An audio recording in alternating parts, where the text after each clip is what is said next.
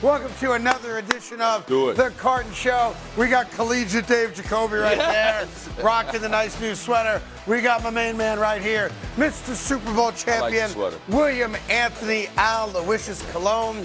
And I believe today's Tuesday, right? It is. And it's Super Bowl week. About that time, boss. Last night was the big media gathering. So all the teams go out there, the players, each have their own podium. And this is where an offensive lineman, unfortunately, realized that nobody really wants to talk to you. We don't matter. Even poor Sam Darnold yesterday, no joke, was walking around like a lost puppy, like, please, sir, can somebody ask me a question? So this is those days where you get the crazy questions, you get, good questions, bad questions. But here's what we learned yesterday at Media Day. There's already a quote-unquote turf war happening because apparently Kansas City is practicing at the Raiders facility. AFC, okay, I guess that makes sense to me. And UNLV has apparently a great facility out there for the Running Rebels, and that's where San Francisco is supposed to be practicing when they actually put some pads on, which will most likely tomorrow, as opposed to today. Today's a lot of walkthrough kind of stuff. They try to keep that same schedule they have throughout the week.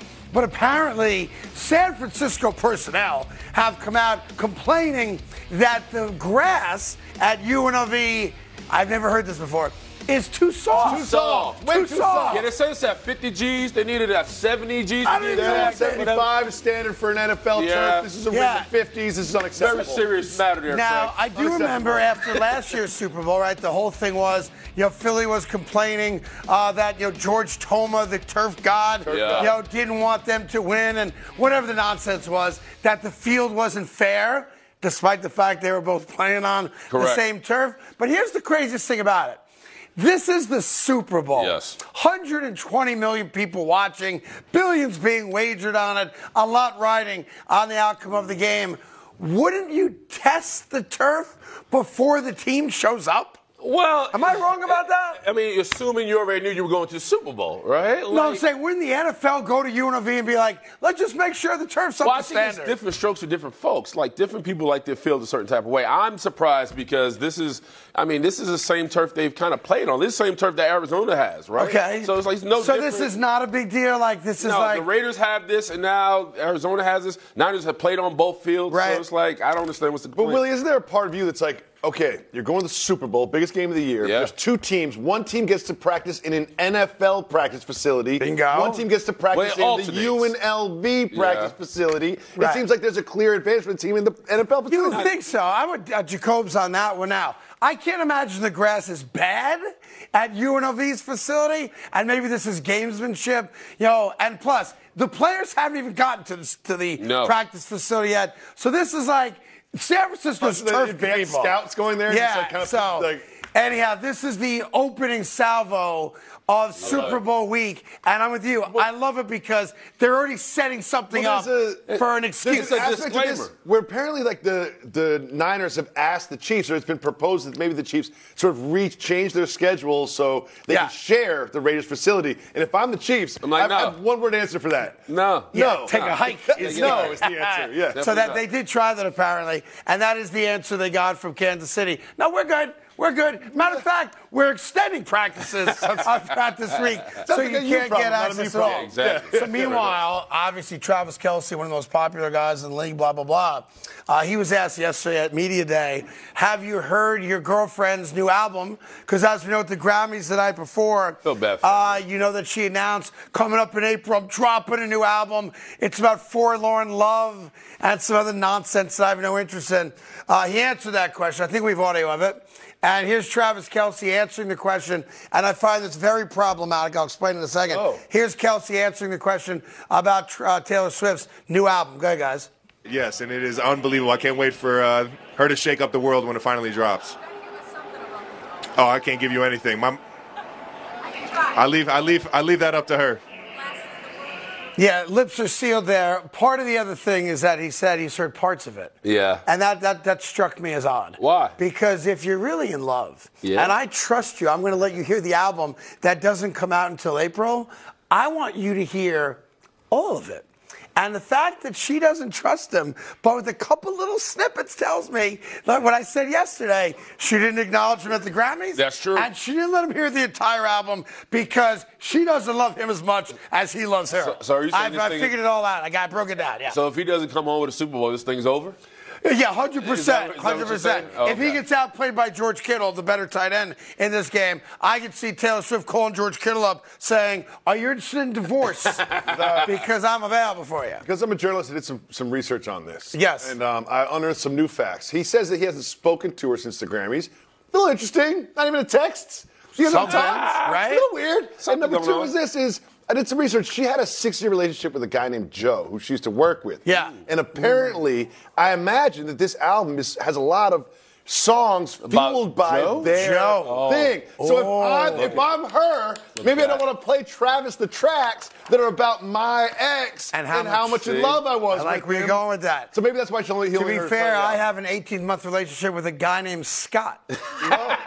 So when I come out with the poems that broke my soul, they're not about you guys. They're about Scott. Damn you, Scott! And anyway, we got a great show for you today. A lot less on Scott coming up. I can promise you that. Look, the San Francisco 49ers have Brock Purdy. They had Trey Lance. They had Jimmy Garoppolo. But there is another quarterback they could have had. And oh, how the world would be so different if they got this guy. We'll get to that and tons more as we get ready for Super Bowl 58 here on FS1. We are back. It's the card show. LVIII. That's Spanish for 58. So that's where you know why we have the LVIII there. And speaking of numbers, by the way, how about this little ditty for you, fellas? 1/4 out of all Americans are going to wager on this year's Super Bowl. I'll take the over. I just bet the over on that. They're saying 68 million plus people are going to wager on it. For the first time ever, the quote-unquote handle, that's the total amount of money that is wagered, will exceed $100 billion. Wow. Which is like 10 times the economy of Brazil. So that means granny's betting, mama's betting, yes, sister's betting, everybody betting. Everybody, I'm not betting because I can't do it responsibly because I'm an idiot. But that being the case, everybody's wagering on the Super Bowl. $100 billion wagered on the outcome of a single football game. How about that? Oh, you're allowed to give tips? Whoa. What happened? We're not betting on the outcome of the football game. There's the coin toss. Oh, yeah. Anthem. There's the commercials. There's halftime. First touchdown. Yeah. By the way, the greatest coin toss wager of all time, and I'm sure there's people watching going, I can top that one. You can't. Was Wayne Gretzky's wife, the beautiful Janet Jones, the actress, right? Who wagered $50,000 on the coin toss of a Super Bowl. She hit. Wow. I don't know if she won it or not, but the point is, she wagered $50K. That's so sexy, isn't it? It's not sexy if you got it. It's sexy. If you got it? Women who gamble are very sexy to me, I can tell you that. Yeah, if you want to put $50K on the outcome of a coin toss, which, by the way, you pay best odds you got. You pay a vig. It's a minus 104. Yeah. It's like I don't even get even odds on a coin toss, like the most even odds things in the world. Yeah, and you know the rule. Tails never fails, right? Sure. I should mention to you that today is a bit of a tough day for my dear friend Willie Colon. And I feel you. And I didn't want to bring it up, but I get paid to bring it up. Sorry, Willie. It was, I believe, 13 years ago. Is that right? Do I have that right? It was 13 years ago today that Greg Jennings beat you in the Super Bowl. Oh. And I just felt like it was important to bring that up because anniversaries are important to share. We have a cake coming in a little bit. Okay. Although Greg asked if we could wait till tomorrow. It makes sense. So if you don't mind, we'll celebrate the loss tomorrow, yeah? Okay. Is that okay with you? Yeah, suck it, Greg. Yeah. All right, one of the big things that came out of Media Day, by the way, was Kyle Shanahan. Again, I don't know why we keep telling the same story, but I do find it interesting that he is not joking, he's not BSing when he tells the story that they did everything in their power to get Tom Brady to unretire again and come play for them. You know, when Brock Purdy was rehabbing, the elbow, no guarantee he was going to be ready for the opening week. And it meant nothing about how they feel about Brock Purdy, but it was, we have a team ready to win. He's from the area. He's got nothing else going on. We got to get Tom Brady to play, and it'd be a great, tutor for Brock Purdy. And I started thinking about it. As great as Tom Brady is, and a legacy that's unmatched, and he wins the Super Bowls, all 6 of them in New England, and one of them in Tampa, could you imagine if Tom Brady became like that quarterback for hire? So any team that's got all the other pieces put together can just on a 1-year deal bring in the GOAT, Tom Brady. Could you imagine if he had won a Super Bowl with a 3rd NFL team, how we would talk about the great Tom Brady? We talk about how we talk about him now. He's the greatest to ever do it. I think we would talk about him in even more glowing terms. What's higher than the GOAT? And I would tell you this. I would tell you this. As much as we all talk good things as we should about the greatness of Patrick Mahomes, that would be untouchable. Yeah, that's the thing. See, that's the point. I think what would happen in this hypothetical scenario is right now, we're doing the thing with Patrick Mahomes, we're comparing him to Tom. Oh, he was 6 years in the league, and he was 6 years in the league. And we're doing this like, okay, he's on pace to catch the GOAT. I think if he did that, we wouldn't even consider it anymore. No, like, I think so. You say he'd be untouchable. Like, here's the deal. Like, when you start talking about the GOATs in sports, right? There's always the debate, and it's usually based on eras guys played in. Is it Wilt? Is it Russell? Is it LeBron? Is it MJ? Right. And to be fair, you can make an argument and not embarrass yourself picking any one of those guys, right? Anchoring. Right. In the NHL, I think it's clear there's one guy stands above everybody else. It's Wayne Gretzky. But people in Pittsburgh might tell you, oh, what about Mario Lemieux? Right. And they can at least make an argument that they don't embarrass themselves on. If Tom Brady had gone to San Francisco, and I think for sure they would have won the Super Bowl, because they got to the NFC Championship game with Brock Purdy winning 8 straight games. Right. And then, of course, he gets hurt. It's not a leap for me to say that with Tom Brady, they beat Philly, and they go on to win the Super Bowl against Kansas City. Like, there would be nobody close. Like, Mahomes could win 9 Super Bowls with Kansas City, but we'd all say, but he did it with the same team, right? I mean, LeBron has done it. Right? LeBron? Not really. The Lakers one that no one counts as a championship. That does count. How do you not count that? Nobody counts it as a championship. You can't do that. No one counts that. He can't help the circumstances. Nobody counts that as a championship. Just because there was in a bubble, you can't do that against him. No fans, no road games, no heckling. You know, nobody. You're talking about Heat, Cleveland, LA. LA doesn't matter. Plus, and also to be fair, the Miami ones barely count also. To be fair. Craig. I'll give you Cleveland. I'll give you Cleveland. I love you. Of course, Kyrie had to make the shot to win it, not LeBron. But I'll give you Cleveland, because Cleveland never won. I ain't giving you Miami. I'm sure as hell not giving you the COVID one, but maybe we can discuss that later. Someone that hates the GOAT debate. You like the GOAT debate. You know, you got a lot of hates the GOAT debate. You really like the GOAT debate. You got a lot of that chamber. You got a lot. I don't want to have this conversation. But you don't want to get a man his jewels. Here's the way my brain works. When either one of you or Greg or Plax say something, I have to react to it. Because if I don't, but just keep it 100. If I don't react to it, people are going to think I comply with what you're saying, and I don't. Yeah, but that unnecessary hate is the problem. Well, I'm a Knicks fan. And I want to say this, since you brought LeBron James, I don't want him on the Knicks. What? And I know this year makes more sense than any other year because we've got the other pieces. Not now, LeBron. Suffer out in L.A. More on you later on in the show. Okay. All right, one other thing.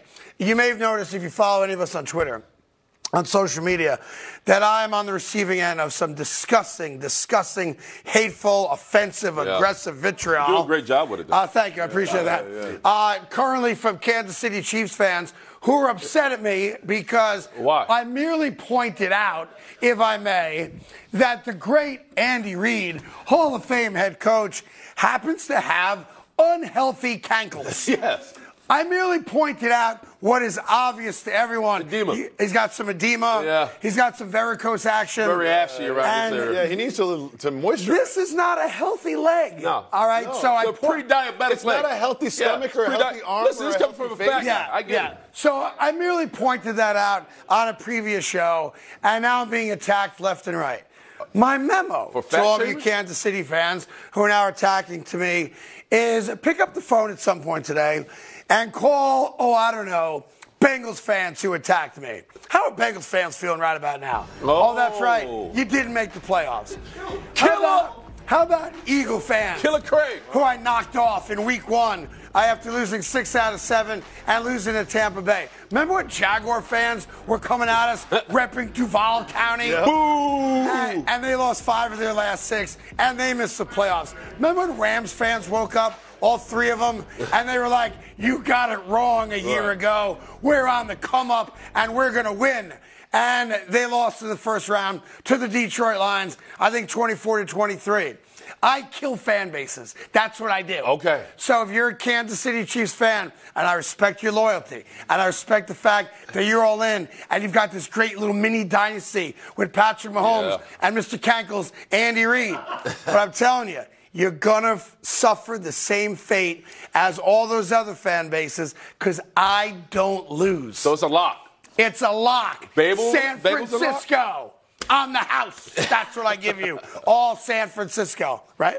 No. I got the Chiefs, too. No. Chiefs, I'm pulling for the Chiefs. Yeah. Me too. What do you want me to do? But I'm at a home team. I support the fat ankles. Yeah. Well, you would. Well, I mean, it's good. I'm okay with it. Anyhow, we got much more football coming your way. Patrick Mahomes, who's very quickly building himself a great legacy in Kansas City, but will you accept him as a villain? Sports needs villains. Is Patrick Mahomes a win away from being the biggest villain in the NFL? We'll get into that right after this.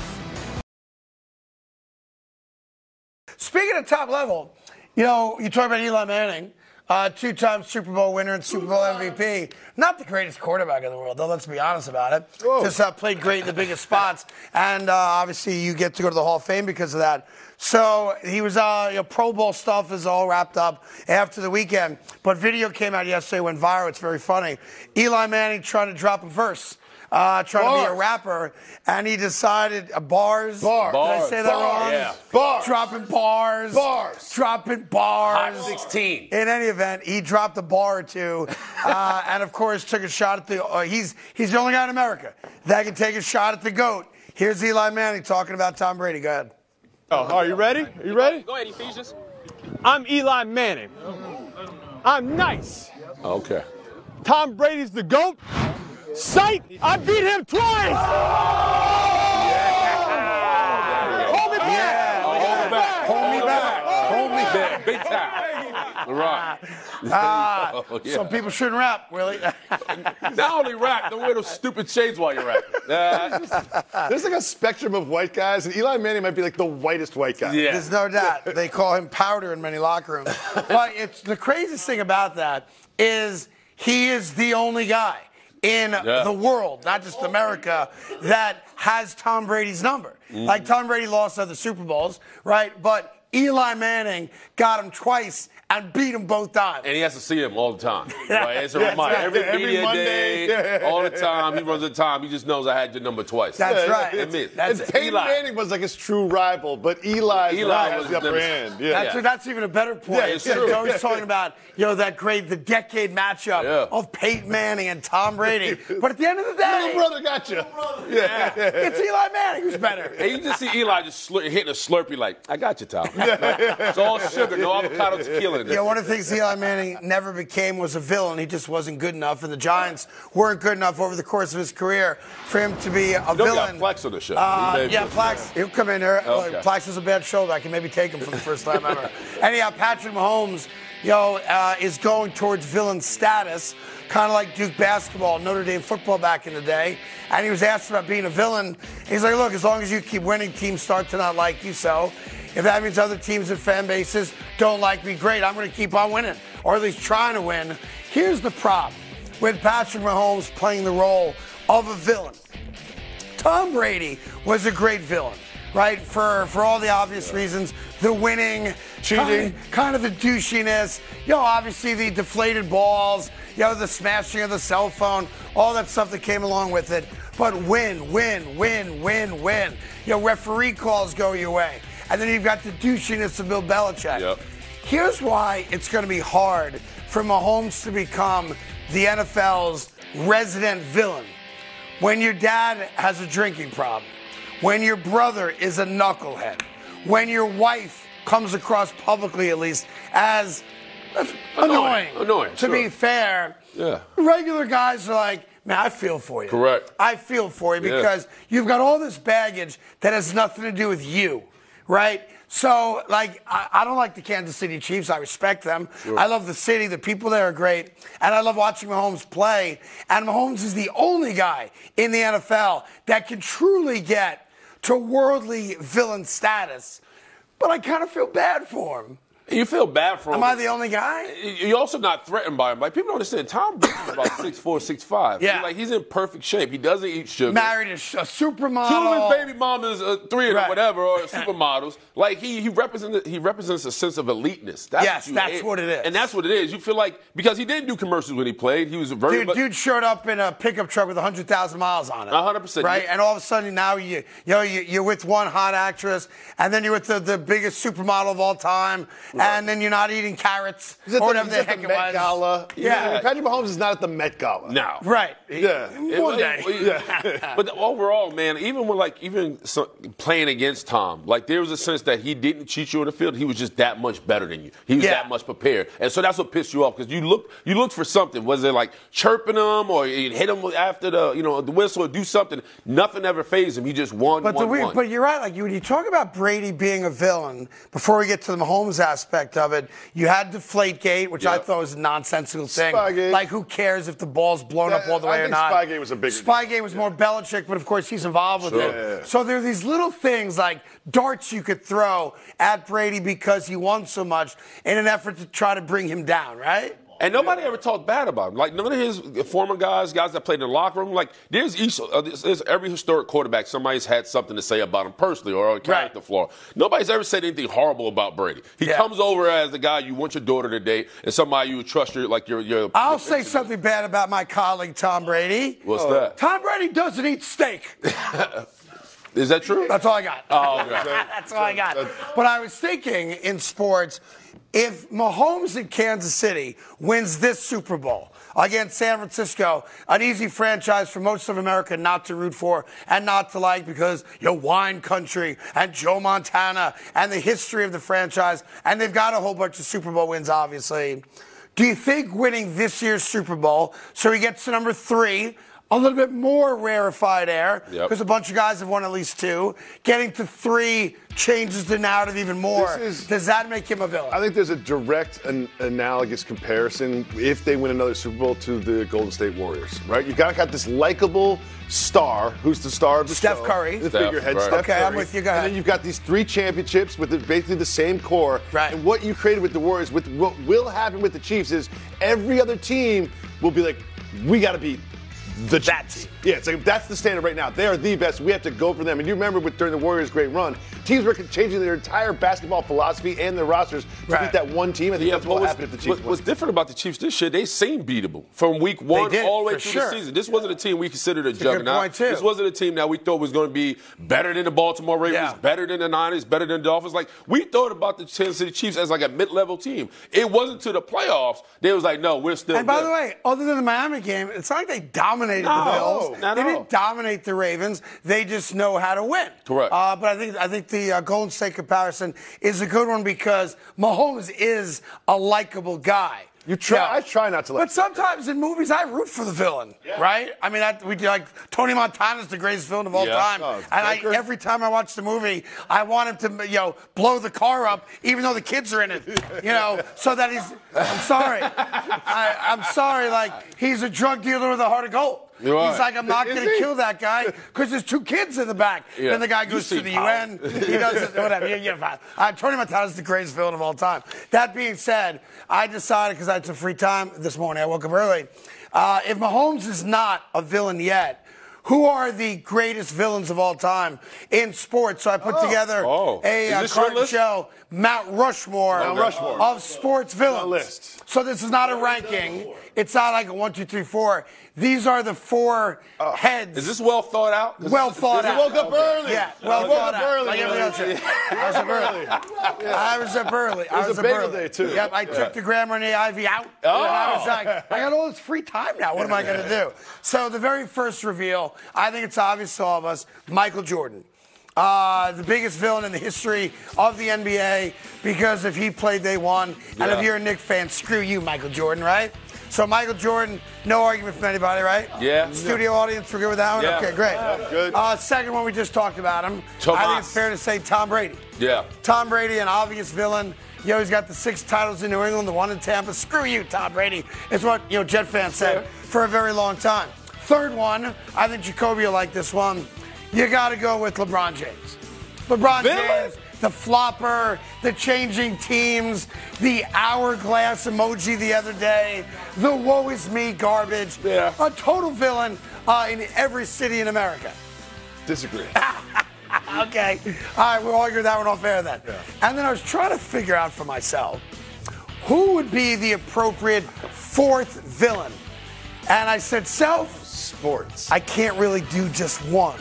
So while those 3 for me are the big 3, I kind of have to conflate a few others into the 4th spot for the Mount Rushmore as if they were triplets. So you put a 3-headed monster on Mount Rushmore? Yeah. Okay. Now, don't reveal it yet. Allow me to say it before we show it to you, because I think I deserve the opportunity to at least sell you guys on. This is why you do lists. Okay, yeah. I couldn't do a list. Okay. All right.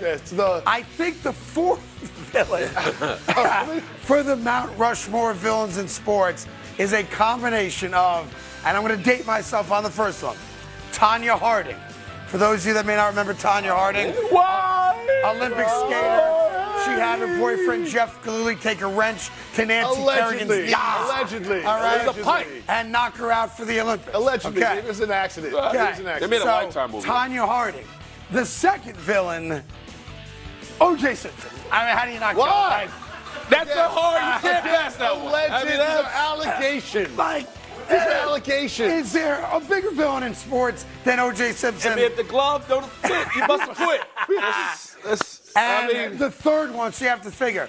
Tonya Harding, obviously physically attacked a rival. By the way, I take those over Brady, Jordan. O.J. Simpson Tonya killed Harding 2 never people. attacked anybody. Alleged again. Okay. And the third one, right there in that ilk, Draymond Green. I see Draymond somewhere at home watching. See, I take those over Jordan, Brady, and LeBron. Yeah. Like, those are like legit villains. Those like are like Steven Adams in the ball. Right. Like these people committed legit crimes. You don't think it's apples to apples? No. No. You might as well put Ray Caruth up there. If people knew who Ray Caruth was, I would have put him up there. Yeah. I feel like Draymond fits. No, it's that. Ray Caruth is at home like, guys. Right. Nobody's talked about me in 20 years. Yeah. There was no room for Aaron Hernandez there. See, those are legit villains, Craig. These are all the best of the best that ever do it. Like, you have at least 5 people that, if you put that up there, between Draymond, Tonya Harding, OJ, and Aaron Hernandez, everybody like, done. That's a horrific list. I guess maybe I need some more sleep then. Tom Brady's like, I deflated some football. Right. Michael's like, all I did was win 6 championships and have the greatest. I wasn't a nice guy. Yeah. LeBron's like, I'm still winning. I drew a couple foul calls. Now you're putting me next to these criminals. Right. By the way, none of them have a criminal record. Just put that out there. All these guys, all I do is support my family and try to be the best example for society. I can take the L. Okay. I'm just saying there's a list to be had. I guess I should have separated. Yeah, we got separate those. You got OJ's face next to LeBron. Like, that's a hard. It's a rough Tuesday for LeBron waking up and seeing that. Yeah, and you wonder why Brady only goes on Colin's show. Right. Yeah. That's the least handsome I've ever seen Tom Brady look in my life. All right, coming up, Mike Vrabel didn't get a job this offseason. We know why. There's an actual reason why Mike Vrabel has not been hired and will not be hired this offseason. Plus, we got Joy Taylor's take on Black History Month coming up. And we also have interesting news from the NFL that caught a lot of people by surprise yesterday. Lots cooking on the Carton Show right after this.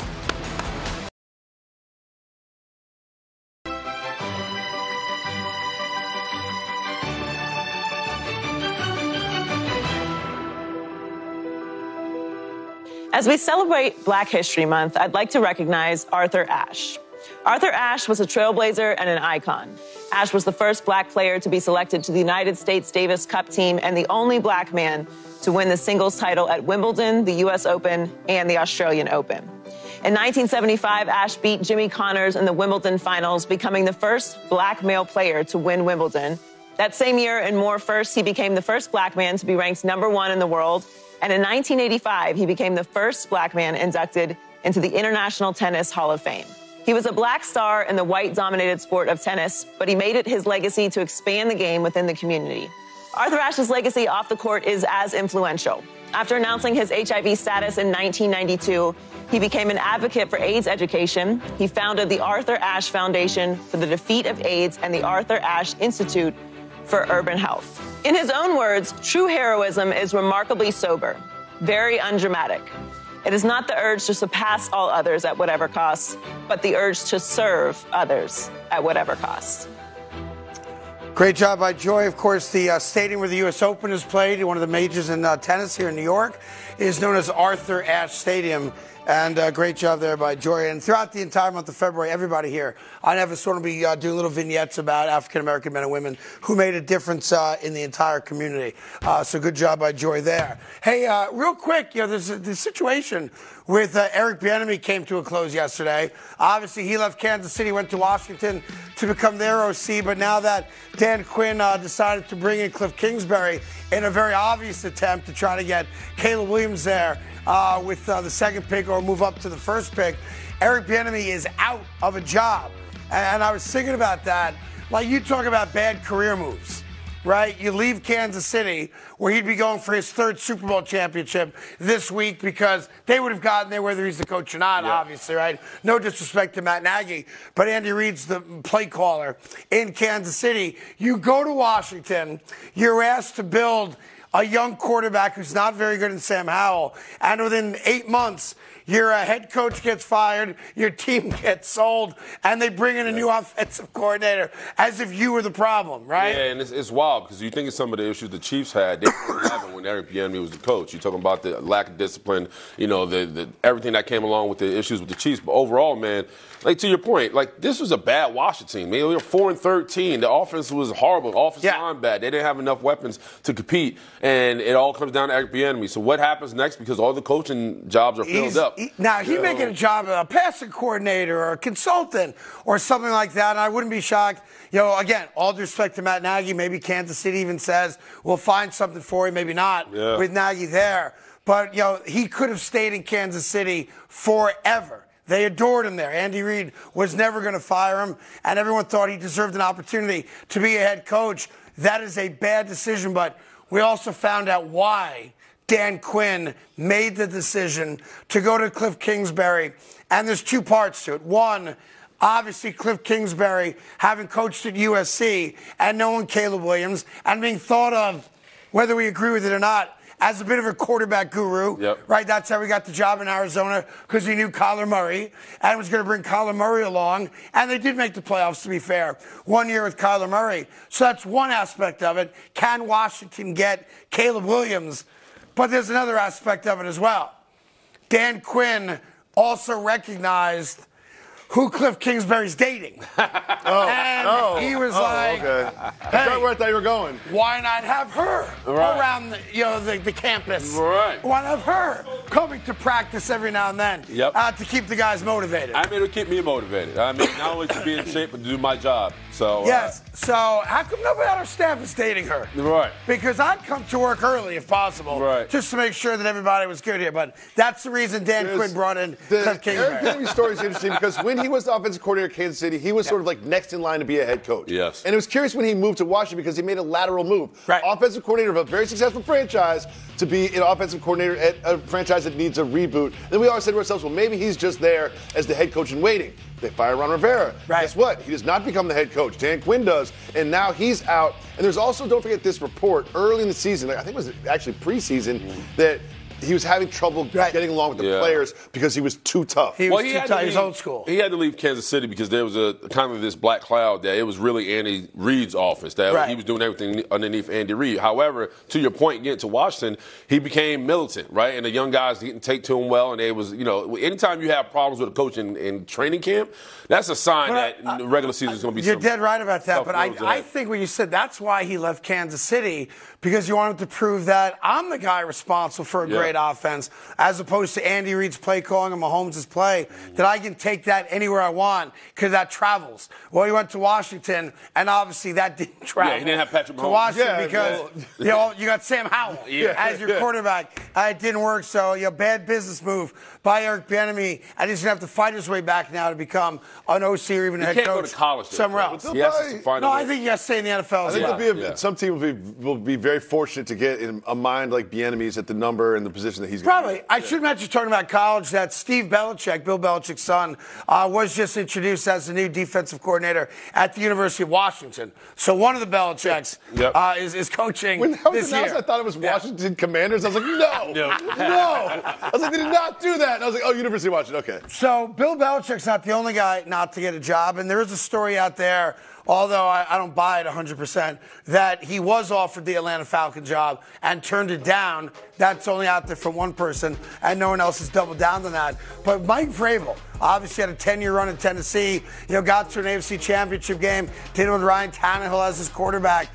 As far as we know, barely got interviewed for any of the openings, and it turns out there's a report out there that, according to one general manager, the reason that Mike Vrabel does not get opportunities is, quote, because he's a very large human being. This can't be real, Craig. And can be very intimidating to people when he meets them. Now, no disrespect to Deanna Rossini. I'm sure somebody told her that. Yes. She didn't make that up. I love Diana Rossini. She would not just make that up. No, because that's such a crazy thing to make up. I think a general manager made it up because the NFL has people like you all over the place. So you're telling me Mike Vrabel walks in and current general managers and owners are like, oh!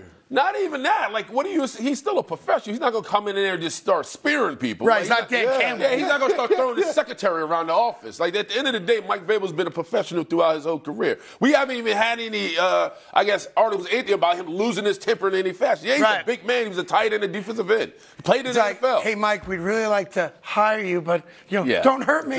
But I hate that because that gives, speculation that he's hot-tempered or something. By the way, Dan Campbell, when he interviewed for the Lions job, I told you, rearranged the furniture and actually started tackling chairs inside the executive's office. That's a big man. Yeah. And he's not a little guy. He's a big By the way, every NFL lineman, it's 350 or heavier and 6'5" or taller. Yeah. So you tell me Mike Vrabel walks in and people are scared like Shrek showed up? Yeah. You act like the Muffin Man went running. It's absolutely atrocious. It's dumb. I hate that for Vrabel. And the other thing from the NFL we learned yesterday is obviously the NFL season starts again the Thursday after Labor Day, and we'll find out who's in that game, after the Super Bowl. But the NFL made a big announcement yesterday. People in Philadelphia are so down on the Eagles that they agreed to get rid of a home game next year. So the Philadelphia Eagles will be playing the first ever Friday night game of opening weekend in Sao Paulo, Brazil. Oh, okay. Yes. I have already put the request in that we go there. We're taking the show on the road. Yes. I think we need to spend the whole week there. I think that's very important for us. If the NFL's worried about keeping the players out of the casinos, you're going to have to worry about these brothers staying off the beach. I'm just saying, I'm putting it out there. But, so it's obviously the only Friday night game ever was this past year. The game after Thanksgiving, the Jet game. That was the first Friday night game. Yeah. This will be the first time ever. Opening weekend, there's going to be a Friday game internationally. We don't know who the Eagles are playing, but here's what's interesting. The Eagles gave up a home game for this game. This is a home game for the Eagles. So they could have had 9 home games, 8 road games. Now they have 8 home games and 1 game in Brazil. Have you ever been to Brazil? I've never been to Brazil. Okay. No.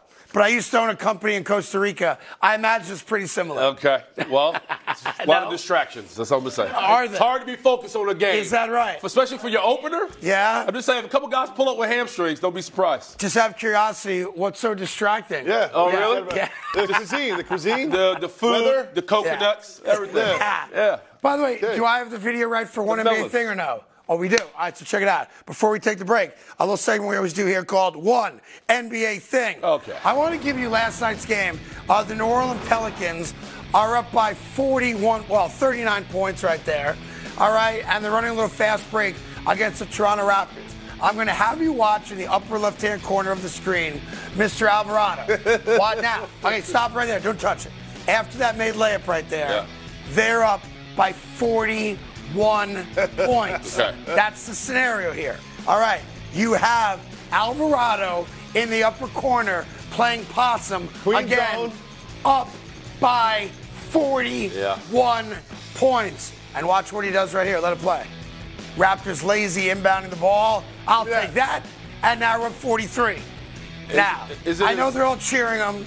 I know they all love it. Even Zion's like, I'm going to put the burger down and clap for you. But, dude, up 41, and you play possum to steal the inbound pass to go up 40. This is backwards. This is bad because nobody on the bench waves them off. His coach like, we don't need to do that. Everybody's like, no, do it. Do it. I think this is actually strategically stupid because he does this pretty often. He does this once every 3 or 4 games. This is kind of his thing. Yeah. And you don't want to show your hand like that. You don't want to get the reputation. This is something that you do often. So save it for when you need it, Mr. Yeah, that's also the type of move that gets a dude punched. Oh, I would or a hard like foul. Yeah. No doubt about it. Knocked him on the floor. So New Orleans did hang on to win that game by 38. Did they hang on to win? All right, we got much more football coming your way. Plaxico Burress joins us right after this. Super Bowl 58 Media Day was yesterday, and there's a lot of Mahomes stuff out there. We'll get into it with you right after this. All right, welcome back to the Carton Show. That handsome guy right there is Super Bowl champion, Plaxico Burress. Plax is rocking the Super Bowl hardware this week. It's the only week he takes the ring out of the vault. As Plax and I were sharing earlier today, if you are just tuning in, today is the 13th anniversary of Willie Colon's Super Bowl loss to the Green Bay Packers and Greg Jennings. And I know you said it many, many times. If Ryan Clark wasn't playing hero ball and actually decided to go for the tackle, you would have won that Super Bowl. But those are your words, not mine. Yeah. Well, RC. I'll call you, Ryan. We'll talk about it. But Yeah. I don't think you're going to call him and talk about it. Probably not. Anyhow, Plax is here. Great time here. Let's get into the headlines. Yesterday, of course, was Media Day, and Patrick Mahomes did a lot of talking, and Jacoby's got us. Here we have Patrick Mahomes at Media Day talking about that man, the quarterback that will be opposing him in the Super Bowl, Brock Purdy. Here's what he had to say about Purdy.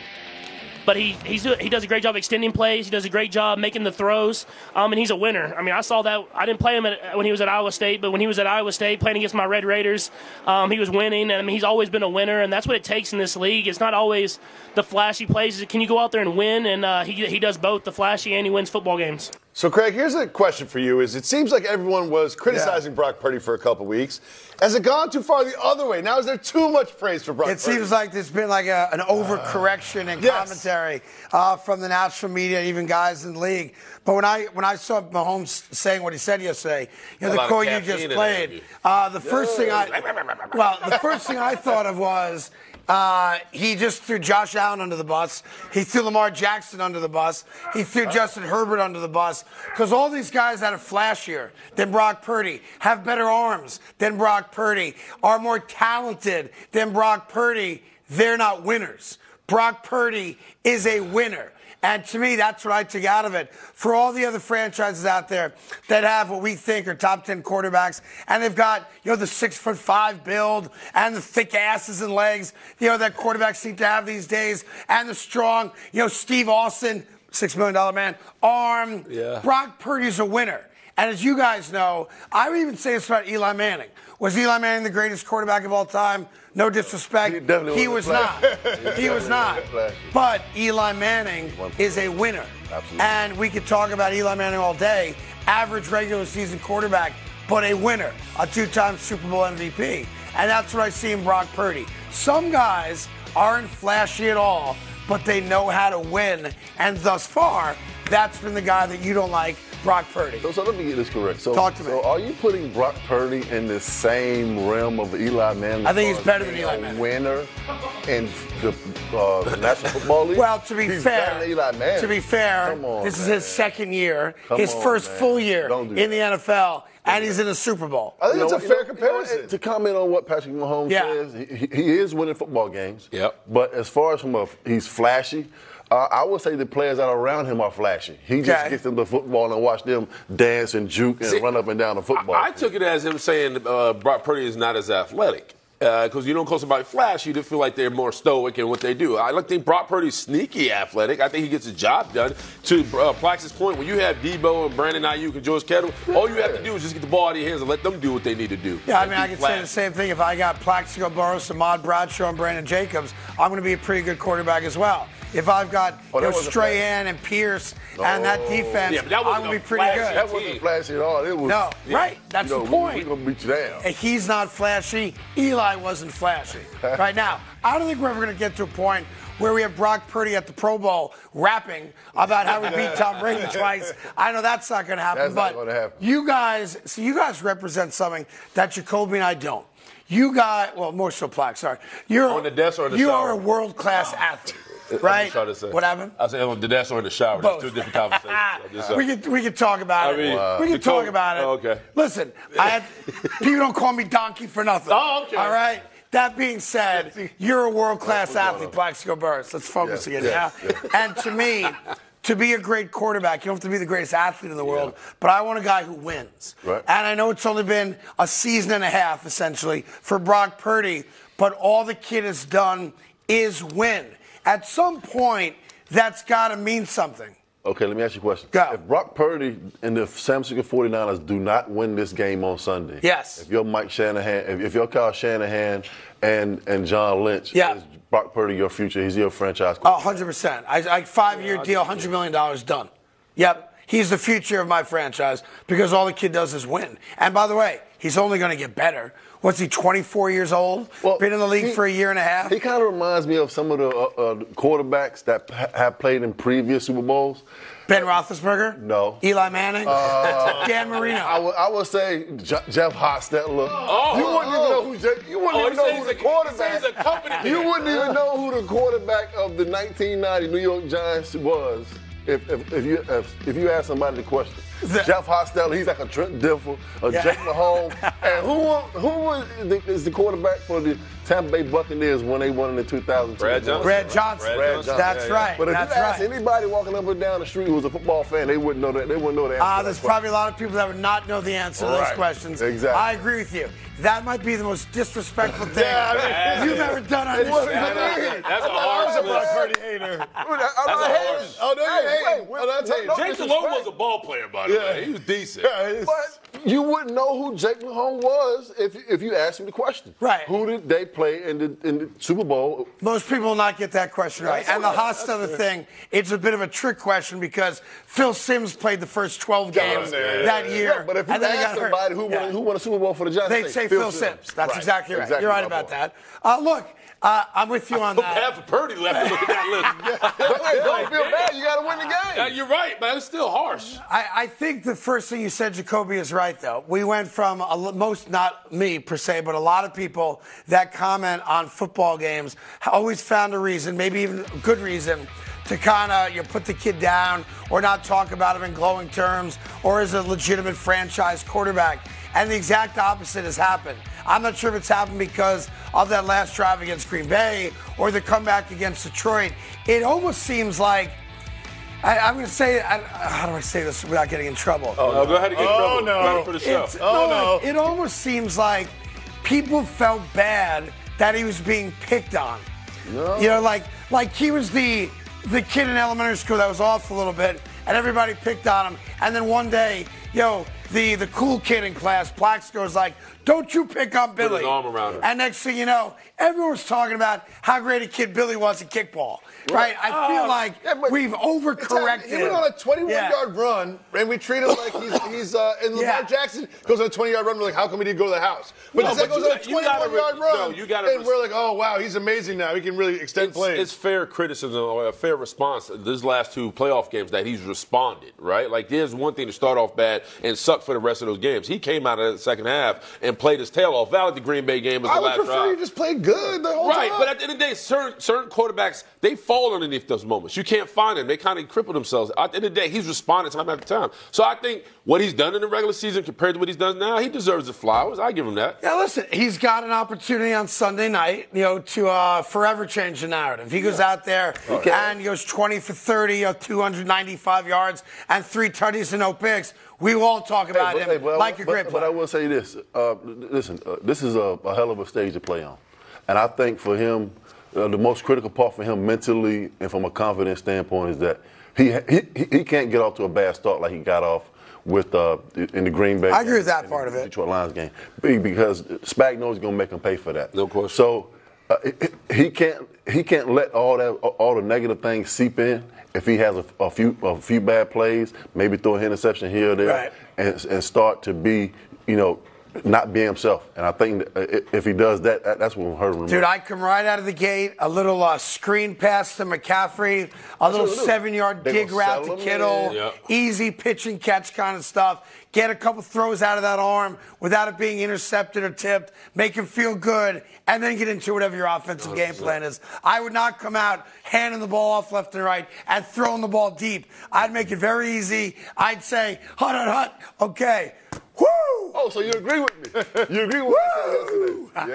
Yeah, you agree with me. What else you got, Jacoby? Moving on to our second headline, it is Travis Kelce, who had some very interesting sound heading into this Super Bowl about how important this one is to him in comparison to the other Super Bowls. Oh, that's so obnoxious. Here he is. Why? That's motivated me to get back to this point right here. So you'll hear me say this a lot, but I want this one more than I've ever wanted a Super Bowl in my life. And it's because the type of team we have, the people that we have in this thing, but also because that tier of teams that have done it twice have gone down in history as some of the greats. So that tier of teams he's talking about, if they win the Super Bowl, is it time for us to start comparing them to the Patriots? No, not the Patriots, but you can start comparing them to other teams that have multiple titles, obviously. I think the key thing is, how long does it take you to win them? Right? So like the Pittsburgh Steelers have, 5 Super Bowls, if I'm not mistaken, or 6 is it now? If you win them all right away, it says a lot about that group of men. Right. If you win it over the course of multiple decades, it's a little bit different, right? Yeah. So I think for Travis Kelce, I appreciate what he's saying, that getting to 3, only a couple franchises have 3. So why can you not compare it to the New England Patriots? Because if they got win 6 back-to-back Super Bowls, and it was done 20 years ago to the date. Yep. The New England Patriots. Because 6 is different. 4 Super Bowls in 5 years. Yep. Only because the number 6. Yeah. And there's 6 with the same quarterback and the same head coach and probably 35-40% of the same roster for all 6 of them. So to me, that's the rarefied air. If you want to start talking about, Montana, if you want to talk about Ben, who he's going to eclipse, obviously if they win, and some of the other great teams and great runs, fine, but you cannot compare them to New England because 6 is stupid. But I also think personally for him, I think this is a big year because he's had to overcome injury. He's had to overcome the distraction. He admitted to himself that there was a good portion during the year, but the jobs, he wasn't himself. He had to play outside of himself. And really into the playoffs in that Baltimore game, you see him kind of turn it back on to the Kelce we knew. So I think this game in particular, means a lot more to him from a personal level because there's been so much criticism about him and what he does off the field, what he looked like at the age of 34 as a tight end in this league, what this offense was compared to what it is now. It really took him really putting his team on his back in this Baltimore game and putting his face against the bully's face mask and really willing his team to victory. That's why I think it's important for him. Well, I think it's important for another reason that he's not discussing publicly yet, and that is not a lot of guys get to leave the sport of football as a world champion. 100%. And there's been talk about him maybe retiring, in his mid-30s now, and all the damage you do to your body. You guys know the story better than anybody. If you can win a Super Bowl, and it's your 3rd Super Bowl title, meaning not a lot of guys can lay claim to having 3 rings. Some guys have 2. A lot of guys have 1. How many guys have 3? Not a lot. And you can ride off into the sunset and you'll follow your woman on tour for the next 10 years of your life and be emasculated in the manner that he apparently wants to be.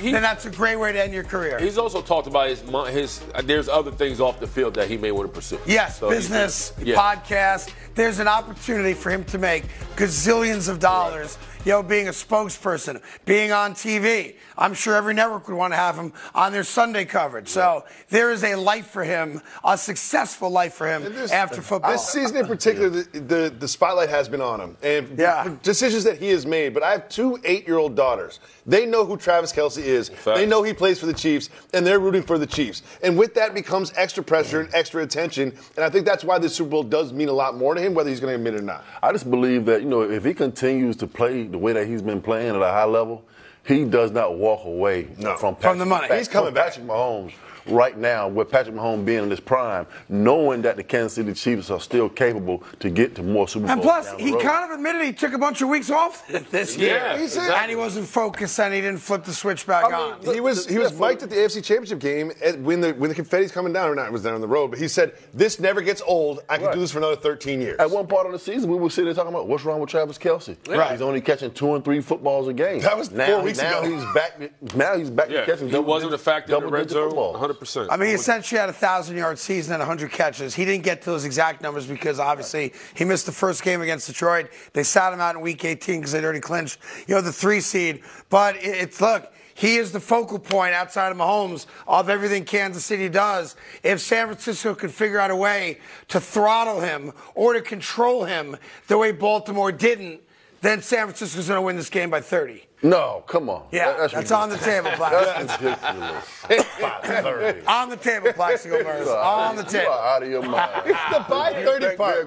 I was with you until the by 30 part. Yeah. Did you see this about Rushmore earlier? Did you see that? The 14 people on it. I still can't get over that. I don't know what you guys are talking about. I had some guys up there that I would have put up there. Villains? No. We can talk about it off the air. What else you got? Moving on to our final headline, the Chiefs are holding practice at the Raiders facility. The 49ers are holding practice at the UNLV facility. Apparently, the field conditions at the UNLV facility are too soft. The turf is too soft. And their Chiefs were asked about maybe adjusting their schedule to accommodate the Niners at the Raiders facility. They said no. Right, as they should. They should say no. Craig, are the Chiefs being petty? Yes, but rightfully so. Yeah, I agree. You tell me I practice here, they practice there. If they don't like the conditions, too bad for them. I'm not going to make it easier for you this week. And apparently, I was just reading more during the break, San Francisco's concern, and I think this shows you that sometimes you guys get a little too bougie and forget where you came from, is that the turf is so soft, they're worried that their legs are going to be tired by Super Bowl Sunday. That if you're running in soft turf, it takes more energy. I thought you guys were world-class athletes, and it didn't matter what you're running on. I work in a phone booth. This is more a Plax. This is Plax, have you ever practiced on a turf that you were like, man, that turf's too soft? I played on fields that have been too soft from a turf standpoint, but not grass. But from what I understand, they took grass and laid it over top. On top of the turf. I've never heard of that before. Yes, at UNLV they have a turf field, and this is the rub here. The Raiders have grass fields. Grass over top. UNLV apparently has your standard college turf field, and they laid a couple inches of sod over the turf. And the Niners team was like, the way that turf falls into the AstroTurf underneath it, not that it's dangerous, but it's too soft. Yeah, but it's too soft. I've been told that 3 times in my life. And I'll take the over. I'll take the over on that. Only 3? I'll take 3 the over. times. I'll take the over. I'll take the over. Yeah, one of them was in Las Vegas, ironically enough. All right. I'm taking the over, too. She's a better person because of that experience. They lost my number. It's not your fault, Greg. It's not your fault. No. It's not your fault. It was all my fault. Oh, they didn't have phones then. Any event, listen, I'm not sure if this is gamesmanship, if this is real, but it's not like, San Francisco's going to make it stand and go, we're not going to practice because you gave us this Fugazi field. It's also inconvenience for the Kansas City Chiefs because I remember when it was the Broncos versus Seattle at MetLife, the Super Bowl that came in. And the Broncos practiced at the Jets facility. And how I remember our training staff was like, listen, it was almost like the Broncos came and made the Jets facility their home. Like Peyton Manning was in a hot tub all day. Guys were guys pretty much made that their house. Yeah. So if that's the case, like you're now asking another team to be like, hey, I need you off the field by 1 because we got the Niners coming. They're like, no, this is our home for the week, and we're going to do anything and everything we want. I will say this: the only strange part about it, because I think this turf thing's nonsensical, right, is the fact that Kansas City gets to use the Raiders facility. Like this is Hatfields and McCoy type stuff. 100%. Like the Raiders hate Kansas City. They asked the coaches what facilities that they want to use. I think it's AFC. I'm assuming that's how they did it. We used the Arizona Cardinals facility, and it was brand new. Right. I don't know what the. Where did New England go? Do you remember? New England went. I don't know. They probably practicing. They went to like ASU or Arizona. They went to a college field. I imagine. There's no telling what Bill Belichick was doing. Right. He may have just been sitting at your facility watching what you guys were doing. You know, that is why we held our walkthrough on Friday indoors. Is that right? We didn't have it outside. Tom Coughlin was that concerned about Belichick having a spy at your Super Bowl practice. You know, Bell's like, I can't see him anywhere. We did our walkthrough, our Friday practice in the bubble. Really? Now, let me just ask you a quick question for the people that don't know. What do you actually do in a walkthrough before the Super Bowl? Your script. For real? Like your you do? real script. Your real script. So you walk through the first 15? Yeah, but because during the week while we're practicing outside, they have the gate, but it's covered. Yeah.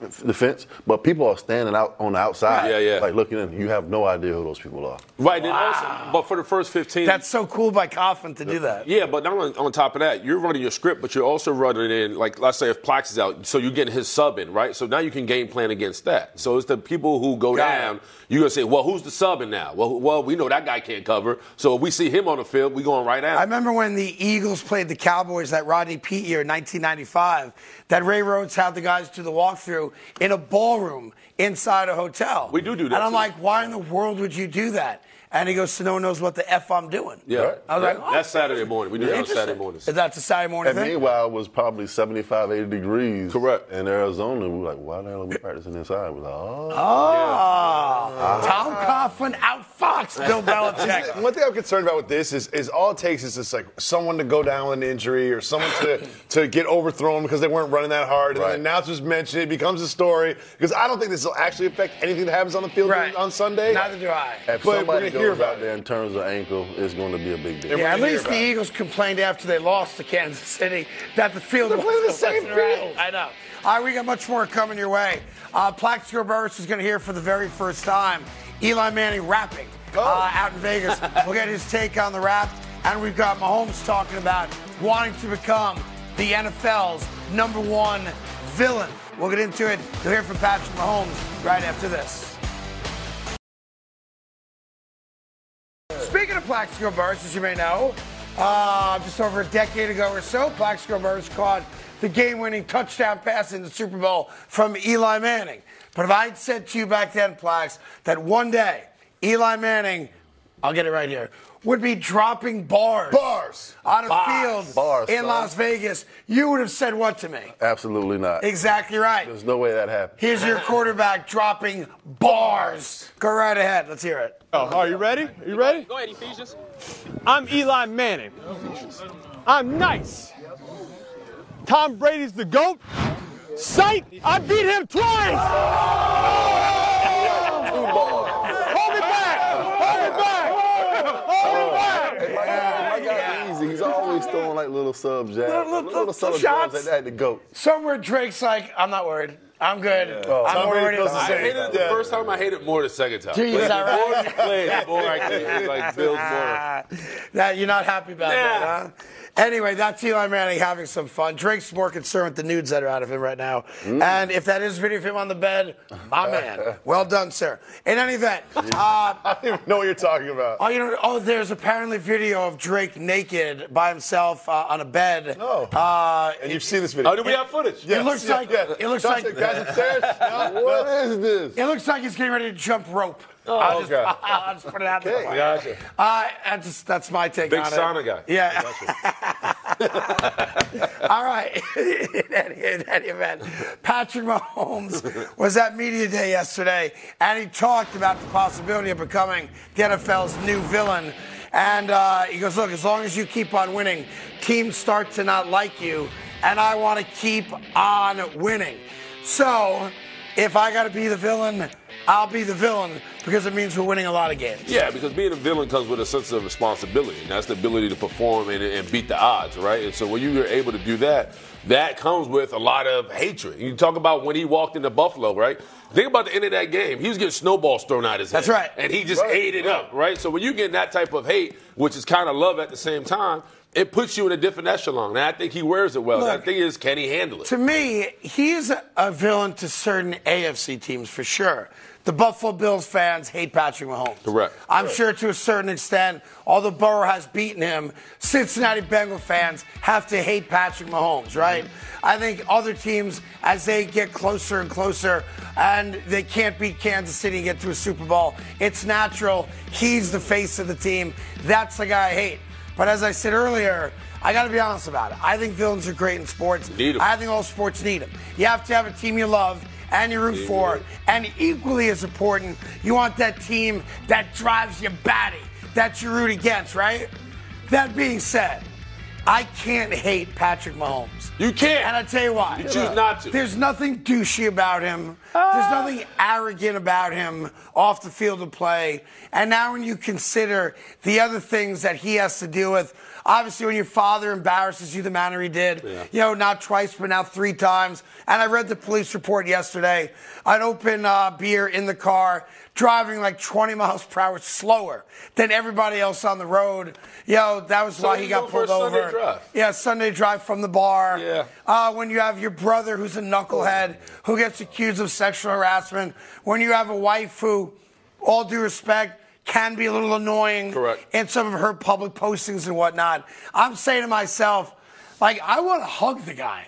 I want to tell him, I feel your pain, buddy. I got you. It's very hard to dislike Patrick Mahomes. He's not a villain to me. I want him to be, but he's not. Like, I get it. I understand it. Like, Tom Brady was like the biggest. Yes. And then he went down to Tampa Bay and won another world championship, and he became even a bigger villain.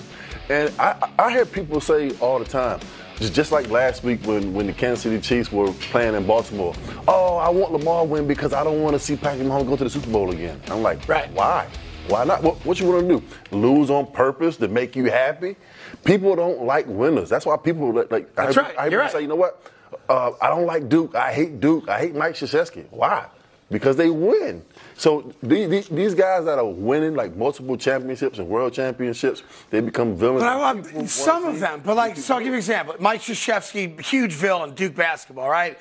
Nick Saban, huge villain at Alabama. Some of it is also how a guy carries himself. Yeah. And the thing about Patrick Mahomes, and I'm just going to keep it right, he's likable. He's likable. I don't think so. He sounds like about him. He wears a frohawk. It sounds like Kermit the Frog. He wears a 3-piece suit with Macho Man shades. What are you talking about? You act like he's like this pristine dude. He's like, I'll give you an example. He's not a likable guy. Why? Because he has a squeaky voice? He does have a squeaky like voice. Kermit. Now, someone asked him about that yesterday. He got a little pissed off. He got a little annoyed with that. Being asked about it. But I'll give you a Tom Brady example. Tom Brady, biggest villain in the NFL for the last 25 years because of all the winning. And then you had the supermodel stuff, you know, Deflategate, all the nonsense that came along with him winning all those titles, right? Yeah. And then in one afternoon, in a drunken stupor, when he took the Lombardi trophy from a boat and threw it to Gronk on another boat and stumbled off the boat. Like we've all done. He won America back. At that point, Tom Brady was no longer a hated villain. He was an older quarterback that we respected. But what does that say about us, right? That one of the greatest athletes of our generation, he had one moment of being drunk on a boat and threw his Super Bowl trophy, by the way, that's right, to another Super Bowl champion. They were like, oh, that's my guy. That's right. That man has not only been about the decades of cheating. He's been the standard of excellence for so long. Because, and by the way, he got drunk off of avocado tequila. Whatever it takes. Whatever it takes. I still haven't seen any of that on the show. Where's that at? Right, here's the deal. We love guys that are relatable.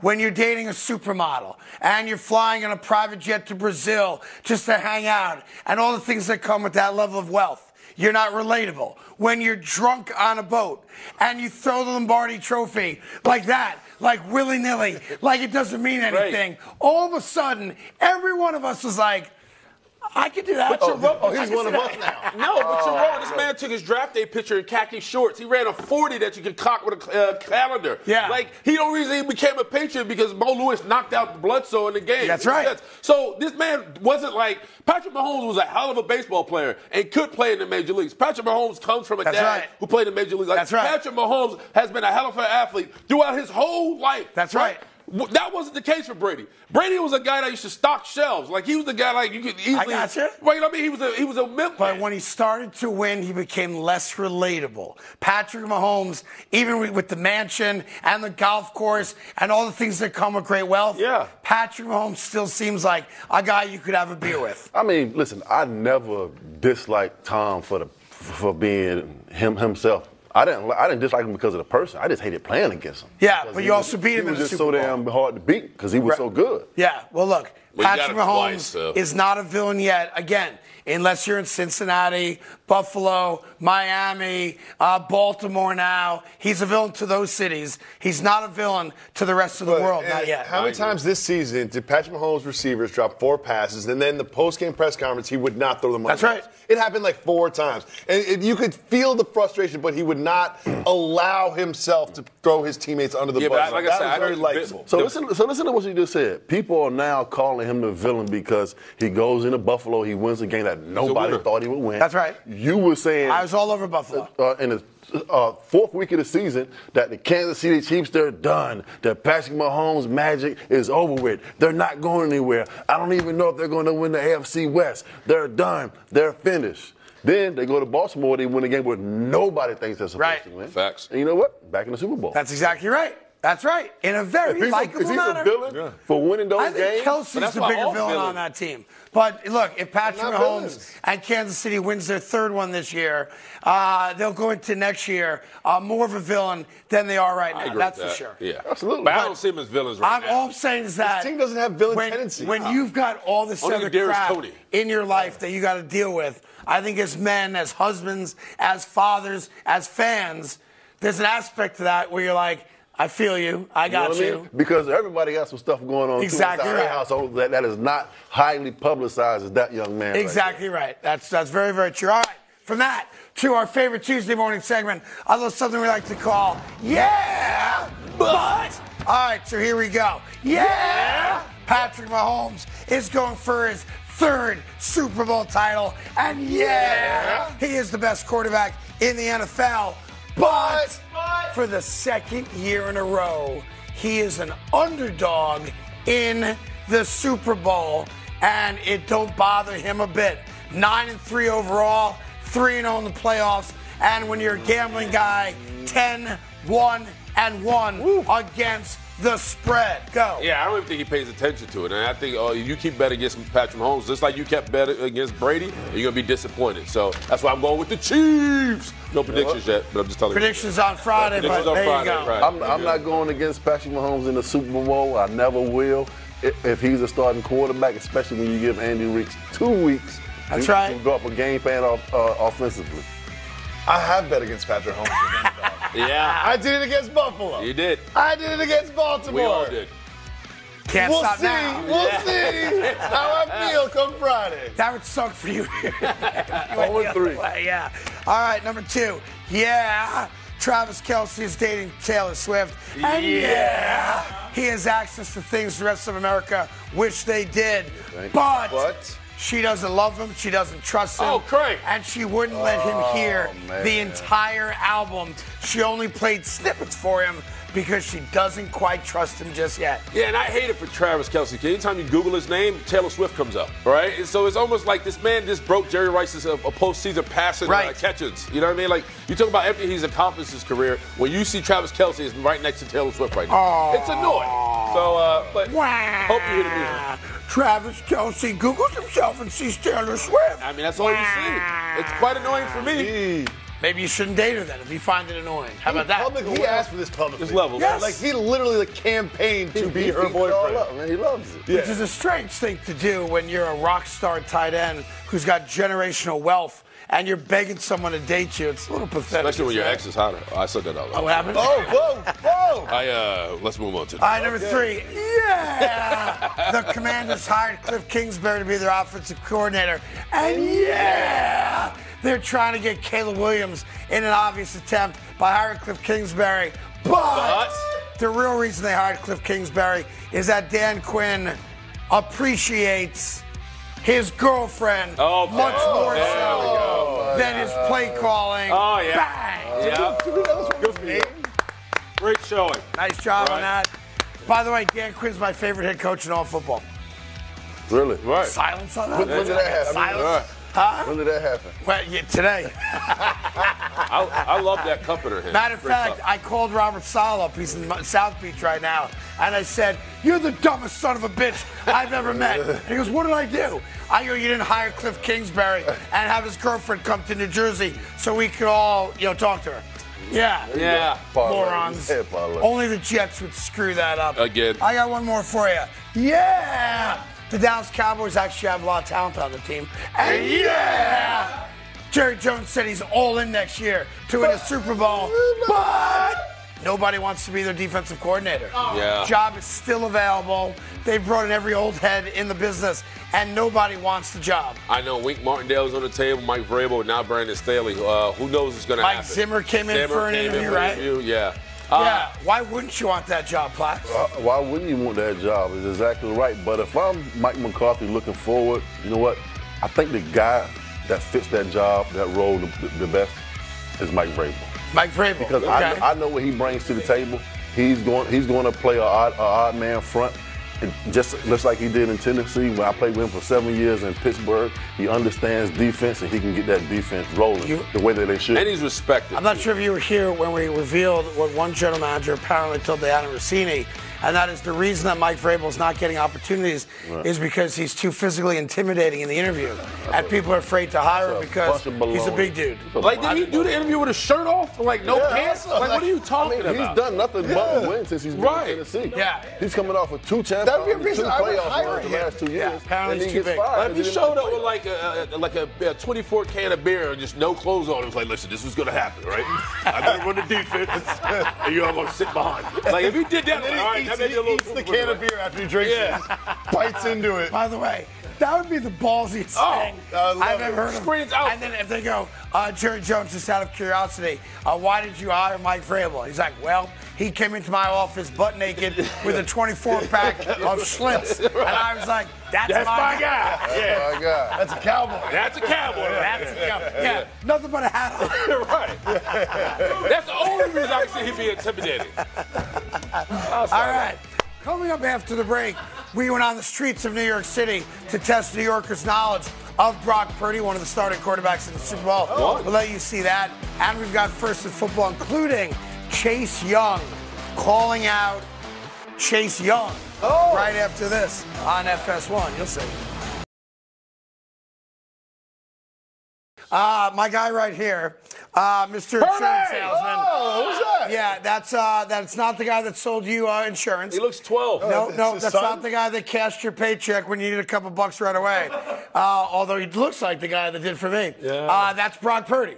He's on a CPA. That's a starting quarterback in the Super Bowl. So we sent our guy Ryan on the streets of New York City yesterday to test New Yorkers' knowledge of Mr. Brock Purdy. I have not seen this yet, so let's watch it together. Brock Purdy and New York. What do I think he does for a living? I don't know, man, but his face looked familiar. I would say he's a lawyer. Office worker. A Mormon missionary. He looks like a child. He could be an intern. That's a finance bro. He looks like an athlete a little bit. I do know it is Brock Purdy from the San Francisco 49ers. That is Brock Purdy. Damn show it. Could be. That's him. That's a quarterback for San Francisco. He beat my Cowboys, man. In the regular season. I didn't take that too kind. Okay. Intern. That's what I said yesterday. You look like an intern. Yeah, there's some funny answers there. I mean, to be fair, he looks like all those things. He also looks like the guy that you pay to take the SATs for you. No question. Right? That kind of thing. Yeah. Anyhow, Brock Purdy, of course, is going up against the current GOAT of the NFL, Patrick Mahomes. But all the focus isn't just on Brock Purdy and his performance, because the one guy that's been maligned over the last couple of weeks is Chase Young. And with that, my man Jacoby's got First in Football. First in Football, as Craig mentioned, Chase Young has been widely criticized. A lot of it has to do with his hustle on this particular Get to the ball! play. But there's been other plays he didn't look great on as well. And he was asked about that yesterday, and here is what he had to say. Yeah, we know we have to do better. We have to do more. Can't have that. I can't have that, and everybody on the team knows that we can't have that So, we're going to do our best to make sure it never happens again. So, Craig, I have a theory that all of this attention and criticism is actually going to make him play better in the Super Bowl. Can you see that being the case? Well, I mean, if it doesn't, Chase Young ain't getting the contract he wants to get after the season because he's looking for one. No question. I like the fact that at least he slipped one I in there because I heard a lot of we. Started with the we. Started with the we. If you watch that video again, let's watch it together. I'm watching it for the first time going, we. You got to throw an I in there just to keep it clean because I got the video to back up the fact that that's you playing one-hand touch on the field in the NFC Championship game and not trying to tackle. Let's see it one more time. That's basically a 20-yard run, and there's Chase Young like, I almost touched him on the way to the end zone. He's not alone in lack of effort in that. So look, he said I got to give him that. He did say it. We were all waiting for it. But there was a lot of we in there. But to answer your first question, look, if you've got any level of self-respect and you are well aware that you are now playing football in front of 100+ million people on TV, not to mention the 80,000 people in the stadium, every single play is magnified more so than any play you've ever had in your entire life, from Pop Warner up to this stage, the biggest stage of all. And if you pull a Chase Young the way he did against the Detroit Lions, specifically, guess what's being said about you the next day? Chase Young is washed. That's what's going to be said about you. And for a guy that's in a contract here that wants to get the big bag, you ain't going to get it if that's your performance. So again, to come back to your original question, I think the answer is yes. When everyone's talking about how you no-showed against the Detroit Lions and how you put San Francisco's defense in a bind because the reason they got you was we're going to go with our front four. We ain't got a blitz. And now they're like, man, I think we got a blitz because Chase Young doesn't get to the quarterback. It's on you. And again, I don't know Chase Young. I've never met him. But if that's what you need to be motivated to play the best game of your life, I think you get at least a better game out of Chase Young than you got 2 weeks ago. You're right. The NFC Championship game versus the Lions, there's only one person that shut up, and that was Nick Bosa. We got the graphics show right here. Look at the production out of this defensive line. I mean, 7 punches from Bosa. Look at Chase Young. 1, right? Armstead 3. You're talking about Hargraves 1. But you're talking about when you're supposed to be the difference maker, the booking to Bosa. that can't be. But here's I got a bigger problem than just the pressures. One pressure, 4 quarters. The one pressure's bad. It's ugly. When you're a guy who's got a reputation of being a guy that pressures the quarterback and gets into the backfield. If you put the stats up one more time, here's my concern. When Nick Bosa is playing 70 snaps and you're off the field for 14 of those snaps, 14 snaps equates to at least 2 drives, 100%. Maybe a third drive. That means that the Detroit Lions, at least in that game, had multiple drives where you're not even on the field. If you take 2 to 3 drives off against the Kansas City Chiefs, you're handing them field position, ball control, and all the other things that a guy like Patrick Mahomes will eat you alive with. Chase Young needs to be on the field for every defensive snap. The crazy thing about it is we're talking about this young man is 3 years removed from being the 2020 season AP Rookie of the Year. Right. Defensively, right? Yep. 7.5 sacks. I think he had like 4 forced fumbles. And as a veteran, as an older player, we love to see the young guys and the talent come in and do great things. We say, you know what? This guy's going to be the next superstar. Sure.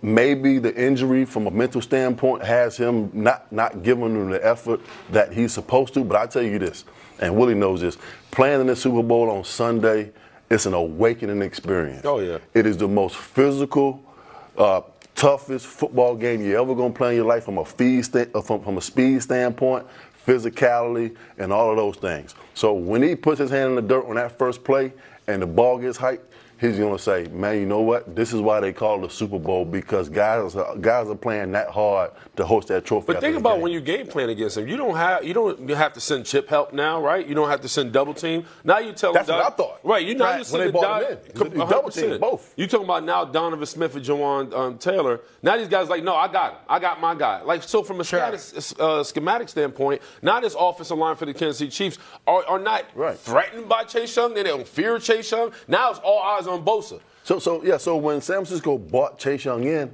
I'm saying to myself, that's a brilliant move. Yeah. Now they can't chip and double team Bosa. Now they have to be concerned about Chase Young also on the other side. But now when you put this kind of play on tape for Andy Reid, who's a guru, offensive play caller, all the teams are like, you know what? We can focus on Bosa. Right. We can block. Well, maybe Chase Young will have a great Super Bowl. Chase Young one-on-one. He has to. He has to. I also see. Here's the thing that bothers me the most about it. I understand if you get beaten down, being a great player on a bad team, and every year you're like, I'm putting up numbers, but I ain't got no chance to win, and we're not going to a Super Bowl, and I'm wasting my prime years. But when you get traded to the best team in the NFC, and you're not being asked to do everything and anything because you've got Warner, you've got Bosa, and you got the rest of that amazing defense, and you still don't turn it on, then you're just lazy. Yeah, and I said to myself, I'm like, why in the hell would the Washington Commanders trade Chase Young? Because it felt like he wasn't buying into the scheme. Rivera and that organization knew some things that were going on inside Plax, there's a lot of from an effort standpoint that we didn't know. There's a lot of people saying right now that Washington made out like bandits with that trade because of how Chase Young has played in San Francisco. And 100%. But the issue we're talking about is from the neck up. We're not talking about an injury. We're not talking about from a schematic standpoint like he's just not finding his way. He was balling. So I want to ask you a question. Offensive lineman won a Super Bowl. I want you to put yourself in an offensive lineman's shoes right now if you're the Kansas City Chiefs. And the coach says to you, listen, son. Yeah. I assume that's what coaches say. Not really. No, it's like, listen, son. Why you stand up, though? You put your chest up. Yeah, because I got to play the role of a coach. They're not drill sergeants. Listen, son, I'm leaving you man-to-man with Chase Young. Are you going to be up to the task? Easy money. Easy money. Let's go get it. No doubt about it. Let's go get it. That's Chase Young. Yeah. I got film, though, to show they ain't Chase Young. Well, that's supposed to be your attitude, even if you know you can't block him. Yeah. So it doesn't matter. So you're going to lie to me one way or the other. Well, the film ain't going to lie to you. So, I'm going to get it done tonight. Was I imposing it all there when I flexed on you? Not at all. A little bit. Chest hair. A little bit? Was, I got to shave I ain't still your tippy toes. I did, yeah. Moving on to second-hand football, and it's Super Bowl week, but Jerry Jones is making news. Look at that face. He's got one Now, eye. he is in search of a defensive coordinator, and he was asked specifically if the hiring of a defensive coordinator will affect Mike McCarthy's current contract status. And here's how he answered the question. Oh, I don't anticipate that being an issue at all. Why not? Not at all. I mean, I don't know why, because they, if they take the job, they'll want to be the coordinator of the Cowboys.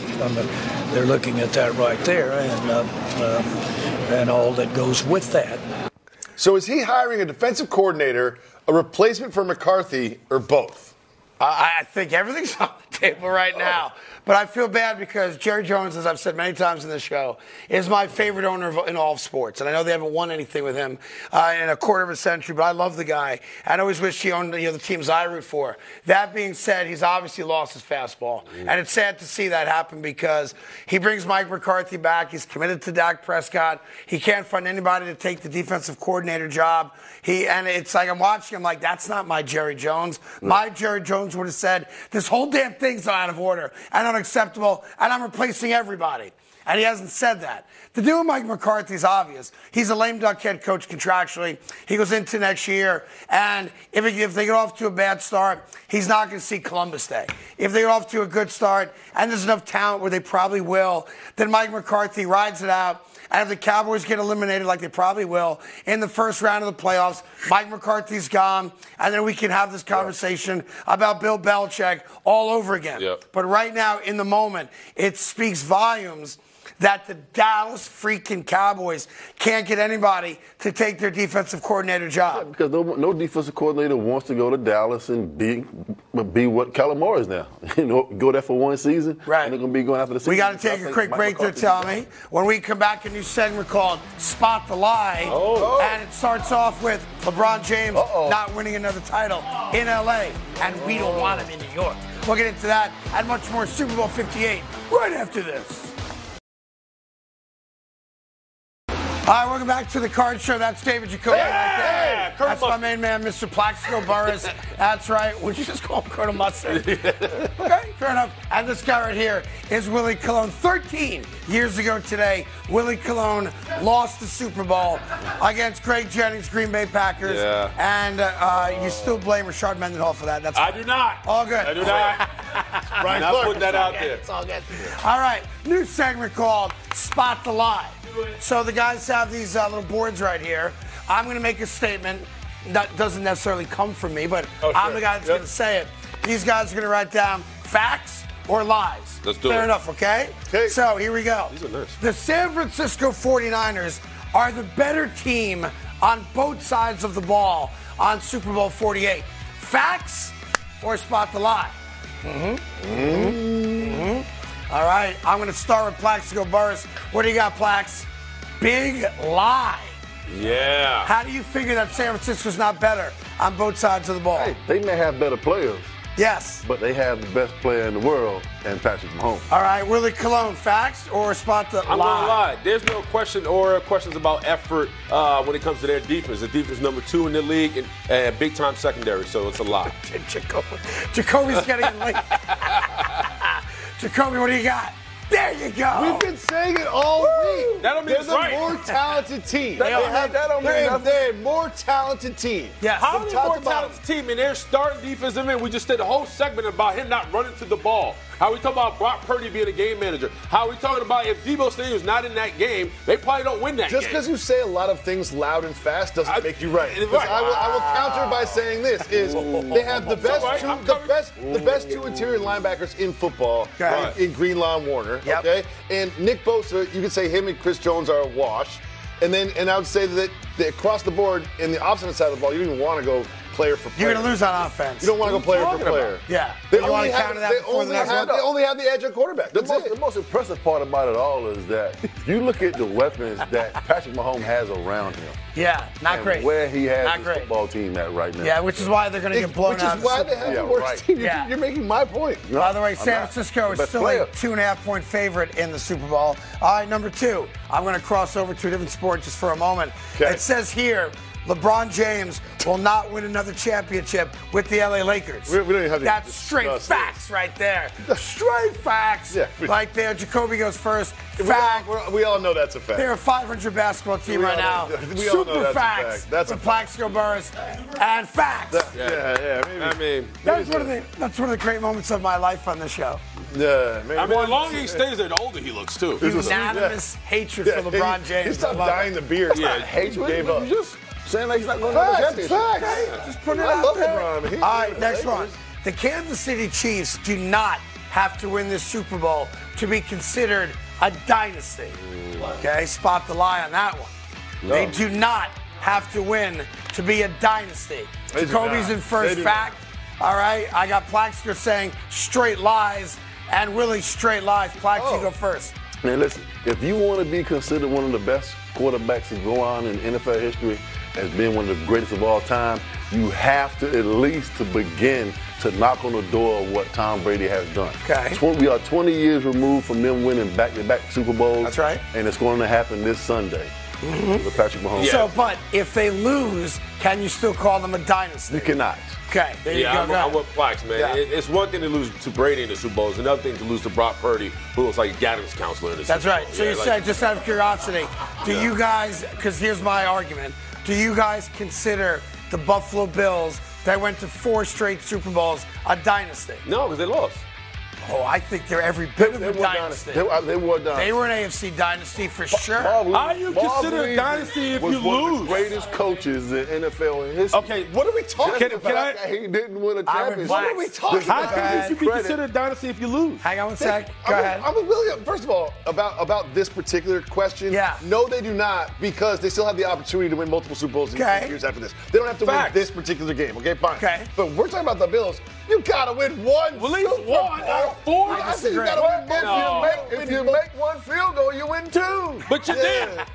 So you'll lose, sir. If you make one field goal, I'll explain to you off the air. It's the new math. I'm with Plax. I think the Buffalo Bills, although they didn't win one, are an absolute AFC dynasty. Absolutely. Don't Four think straight. that. Say that because you know you're wrong. I'd make the argument that we will never see another team go to 4 consecutive Super Bowls. I wouldn't go that far. Patrick Mahomes is capable. Capable, yes. He's the only guy. Go ahead. No, I just hate your take. Yeah, I mean, me too. I just hate it. Yeah. All right. Kansas City Chiefs fans are starting to become very unlikable. Asterisk, read my Twitter account. That means they hate you. That's true. That is very true. Here we go. The more they hate you, the more I like them. All right, there's one. I see where I stand. Stand here. All right, Plax was writing a book. Yeah, so, Plax. Go ahead, Willie. You go before Plax. What do you got? Plax has really good handwriting. He's got the best handwriting I've ever seen. Lies. They just don't like Taylor Swift. Okay. Fair enough. What do you got? Yeah, I'm going fact. Yes. Yeah, and the reason, if you have the nerve to sit in freezing degree weather and get hypothermia for the Chiefs, you're a dumbass, right? Like, why is that? I mean, Buffalo Bills fans sit in the. Yes, they do. So do Green Bay fans. Yes, they do. I've never heard of hypothermia. I can tell you, I never read a story about Bills fans. game. I should probably watch what they say here. But They do it in that was a Pittsburgh. tough one. In any event, it's very cold in Kansas City. Dumbass. I got one more for you real quick. All right, I think we can support this one with some video and audio. But let me say it first. So save your answers for a second. Let me give it to you. I'll make the statement. I'll play the video. Kyle Shanahan, coach of the San Francisco 49ers, was tipsy at Super Bowl Media Day yesterday. Watch this video of Coach Shanahan. Go ahead. Well, it's funny to hear Jed say that because it wasn't the smartest moment I've ever had. I mean, when an owner comes in after training camp practices and is like, hey, how's the quarterback? And what he means is the starter or the second. And you in irritation go, I don't know, but our third guy's the best. Like, that's not what he wants to hear. So that's why he remembers it very strong. I was good. Okay, so now that you saw it, spot the liars at facts.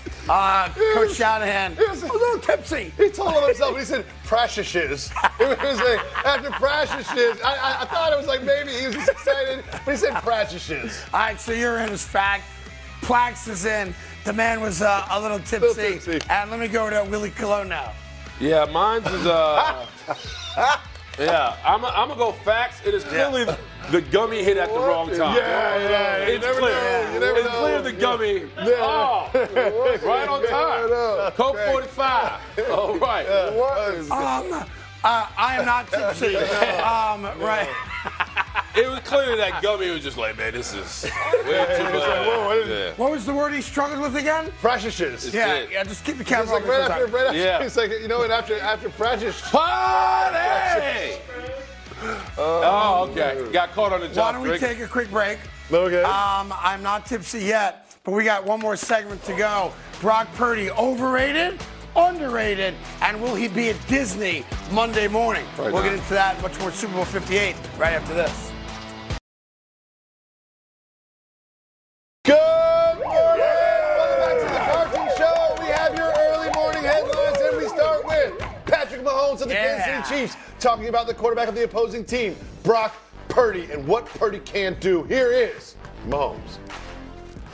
But he does a great job extending plays. He does a great job making the throws, and he's a winner. I mean, I saw that. I didn't play him when he was at Iowa State, but when he was at Iowa State playing against my Red Raiders, he was winning. And I mean, he's always been a winner, and that's what it takes in this league. It's not always the flashy plays. Can you go out there and win? And he does both the flashy and he wins football games. How many Red Bulls did he have before his appearance? My man, so Jack. Regardless of how he said it, let's talk about what he said.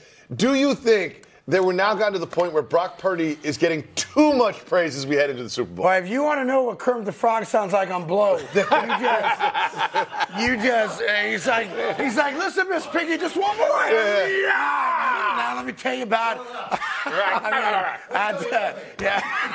Waka waka. I mean, that was wow. Now, what did he say? Oh, that's right. He said Brock Purdy is a winner. And listen, you guys played the sport at the highest level. I'm sure in your careers there were guys that you know who weren't maybe as good athletically as other guys, didn't have the fastest 40, didn't have the strongest arm, couldn't jump the highest, but they had a want-to inside that better athletes may just not have had over the course of your careers. I know you had to come across guys like that. And I think that's what Pat Mahomes is talking about. Yeah, he's not 6'5", 245, walk into a room and take out all the oxygen. He's an understated kid. He's not the most outgoing guy in the world, but you put him on a football field, he can play football. And it may not look like, your prototypical, John Elway, Peyton Manning, Dan Marino, but the dude can play football. And at the end of the day, you guys don't get judged by how fast you are, how high you can jump. You get judged on winning and losing.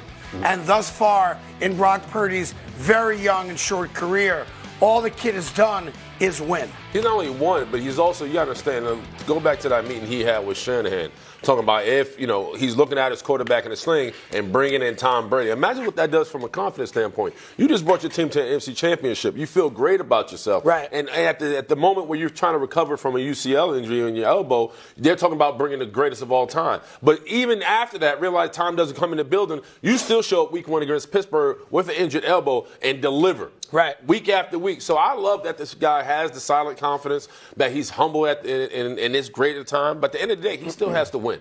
Because with everything he's accomplished this season and everything he's done, if he does not win a Super Bowl, he's going to be considered just another guy.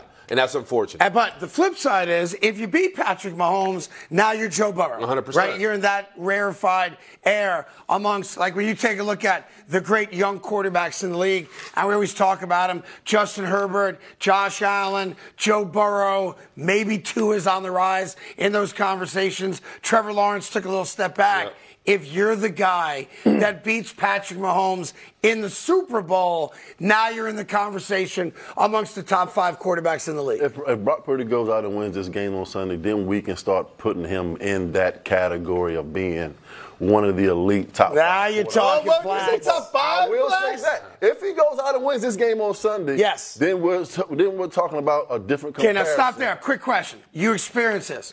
Ben Roethlisberger had one of the worst performances in the history of a Super Bowl, but he won. They won. Yeah. So the question is, if the San Francisco 49ers beat Kansas City and Brock Purdy has a Roethlisberger Super Bowl and it's like 9 for 24, 83 yards, 2 picks. That's a different story. He's going to be the only Super Bowl quarterback that lost because they are going to continue to still roast and throw him under the bus if he does not go out and perform well. I'm going to tell you this. You know what? This is a hell of a stage to play on. And I've been on it, Willie's been on it, and you understand. But from a mental standpoint, when you make mistakes, you have to kind of just don't let yourself get, start not believing in yourself. Right. And we had a situation in the game where Steve Smith, he was a rookie. Right. And wide receiver for the Giants, yep. Eli throwing the ball, it kind of bounced off his shoulder, and they ended up making the interception. Yep. Right? Right there. So Steve Smith is a rookie. So Mike Sullivan, who was my wide receiver coach at the time, now the offensive coordinator for the Pittsburgh Steelers, he picks up the phone, he calls me downstairs on the bench, and he's like, big man, go over to Steve, talk to him, make sure he doesn't go in the tank on us. So I said, all right, coach, I got him. I go to the bench, I sit down, I look at Steve, and I'm saying to myself, I'm like, what in the hell do I say to this young man?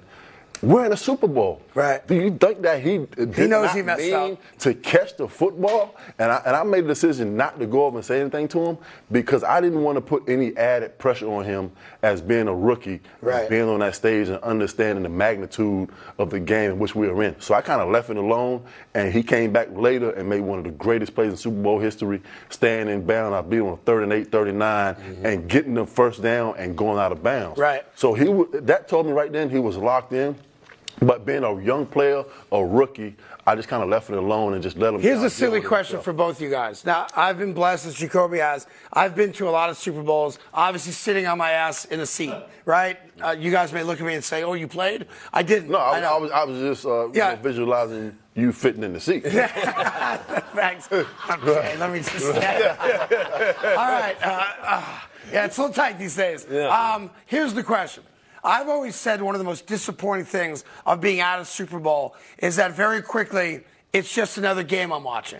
Like, it's different when you're watching on TV and the announcers do a great job and they bring you the emotion, the agita, the edge of your seat type stuff. When you're sitting there, especially if you're not a fan of either team and you're watching it, I'm watching another football game. For you guys as players, is there ever a moment during a Super Bowl where you forget that it's the Super Bowl and you're just playing another football game? Yeah, the first snap of the game. Really? Yeah, it was for us because I think as much as you look at the lights and the national anthem and the celebrities in the crowd, everything goes on, it's still you versus the man in front of you. And it happens right after the first play. Because it's funny, I don't even remember the national anthem. All I remember is walking onto the field, warming up, and at the end of the game, it was confetti.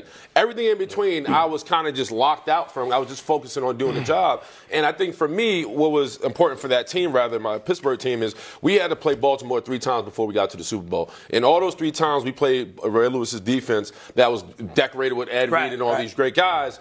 We had to really come from behind and win at the last drive to do so. And, of course, the last drive was San Antonio's great catch at the end. So we were prepared. It was almost like God had prepared us for that moment because we had prepared all regular season. But I think first and foremost, these guys out walking onto the field, one thing they have to remember, you still got to tackle, you still got to block, you still got to catch the football. The fundamentals of football still have to happen. If you let your emotions get ahead of you, then you're going to lose the game. For the record, Jennifer Hudson did the national anthem for your Super Bowl. Go ahead. I heard Brock Purdy say yesterday at the media day that it's just another game. It is not another football game. Because when I was standing in that tunnel and they lift those NY flags up and we ran on the field, I never felt my feet hit the ground for the rest of the day. Really? So it's that big of a feeling to be out there playing that game. I think I may have asked this a year ago. But here's the question for you. When you come out of the huddle and you know the play's going to you, the Super Bowl game-winning touchdown pass where you're in man-to-man coverage for the first time all day, and you know Eli's going to throw you the ball, at any point in your head are you saying to yourself, I'm about to catch the game-winning touchdown in the freaking Super Bowl? Does that go through your head? Just got to make the play. But are you thinking that? We've been doing this all season. It's repetition. It's repetition. It's repetition. Don't let the moment have such a profound effect on you that you forget why you're there. Yeah. You are there to win the game. And if you look at everything that we did, we ran that pass play 10 or 15 times in pregame before the game started. You did. And so when we got in that area of the 10 to 15 yard line, I knew exactly what I was doing. I knew exactly what the coverage was going to be, and I knew exactly where the ball was going. I was surprised you caught it, to be honest. No. I was a little surprised. I was surprised. Unnecessary. But going back to what you said, do you forget that at the Super Bowl? Yeah. And going into that last drive, we had David Dill and Richard Seymour. They were really getting it after on the TV timeout. And Doug Williams walks out of the side, right? So we're standing on the field for the TV timeout, and he has like the white gloves on, and he's holding the Super Bowl trophy. And that's when it kind of sunk in for me. I was like, man, I've never been that close to the trophy, like actually in person. It kind of got to me a little bit, and I'm looking at him, and I'm like, man. At what point did you say, yo, Eli Manning better not F this up? No, man, not at all, man. We was just, you know what? We got to find a way to win this football. That's it. I want to Scotch Copes. Moving on to our second headline that involves Travis Kelce. He had some really interesting sound about how much this particular Super Bowl win would mean for him. That's motivated me to get back to this point right here. So you'll hear me say this a lot, but I want this one more than I've ever wanted a Super Bowl in my life. And it's because the type of team we have, the people that we have in this thing, but also because that tier of teams that have done it twice have gone down in history as some of the greats. What would a Chiefs win mean to how we view them as a dynasty? I don't think much at all, to be honest. I think we already talk about them in rarefied air. Like if there's a franchise or a quarterback or a combination quarterback tight end that has a chance to even get into the conversation of Brady and Gronk and Belichick and all that, it's Kansas City, whether they win the Super Bowl or not. But I got to be honest with you, and I told the audience I'd never lie to you. As this week slowly moves on towards Super Bowl 58, I find myself really rooting more and more against Kansas City. Really? Why? I'm more and more in favor of San Francisco because I'm a loser. And I root for teams that do nothing but but lose.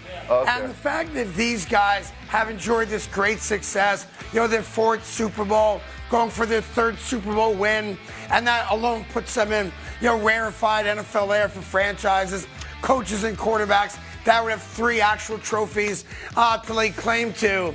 I'd like to see them experience great loss because they've never experienced it before, other than the one time against Joe Burrow in the AFC Championship game. Even the Super Bowl they lost to Tom Brady, there was a built-in excuse. There's no bigger loss. They had no offensive lineman healthy for that game. So Mahomes was under duress the entire game. If you go back and remember that game, it was unfair. He wasn't healthy either. They had minor league offensive linemen on the field. It wasn't a fair matchup. He had an ankle problem, too. Yeah, and he was all banged up. I would love to see Kansas City, frankly, get embarrassed in the Super Bowl, because I want to see the look on their faces when they have to deal with the reality of losing a Super Bowl in the manner that I hope they lose it, which is like 30-10. So you want them to get blown out on Super Bowl and I Sunday? hate blowouts. I want action. I was about to say, you just said you want a competitive I want to be game. clear. I am Mr. Close Game McGee. Yeah. I hate blowouts. I don't care which side. I want the close game. I want the 4th quarter drive. I want the edge of your seat, holding hands, that kind of stuff. Yeah. But the more this week goes on, the douchier they get. What? And I want them to experience. They just landed Sunday. Yeah, what right. Can they do? I want them to experience great tragedy and loss in this game. Is what I'm hoping for. The next time you start this topic, just start off with "I am a loser." Yeah. Start off with that, and then we'll begin to understand. Why are you looking at me? He said it. You said it too. That's you want me to get out the way? You call yourself a loser. Start off with that. I own it. I'm a Jet fan. I'm a Knicks fan. This is all year. I don't really like hockey all that much whenever it starts. But it's going the other way. And my baseball team hasn't won since '86 or 2009. I think this is going to be the first time that Patrick Mahomes is healthy in a Super Bowl, so you're not going to get your wish. I tell you, San Francisco's a so much better team than Kansas City that Kansas City got here with smoke and mirrors, and they're going to run into a buzzsaw known as Brock Purdy. We know Craig, let's not forget the AFC Championship game. What happened? You said the exact same thing. That the Baltimore Ravens are so much better team than the Chiefs. Are. Yeah. You said the exact same thing. Here's the difference. We can't rule out the fact that the exact same thing could happen. You're right. I'm not ruling it out, but here's the difference. Todd Monken. I'm president. Yeah, you know what I'm saying? Yeah, I got you. Todd Monken was a little overwhelmed. He choked. Todd Monken was a little out of his league in that game as a coach and took the greatest running attack in the NFL this year and grounded it himself like a moron. All right. Oh, boy. Oh, that's that was bad right luck. on cue. There you go. Right on San cue. Francisco. Okay. Right on cue. San Francisco is not going to do that because they've been here before. How's Kyle Shanahan's Super Bowl record? As a coach or coordinator?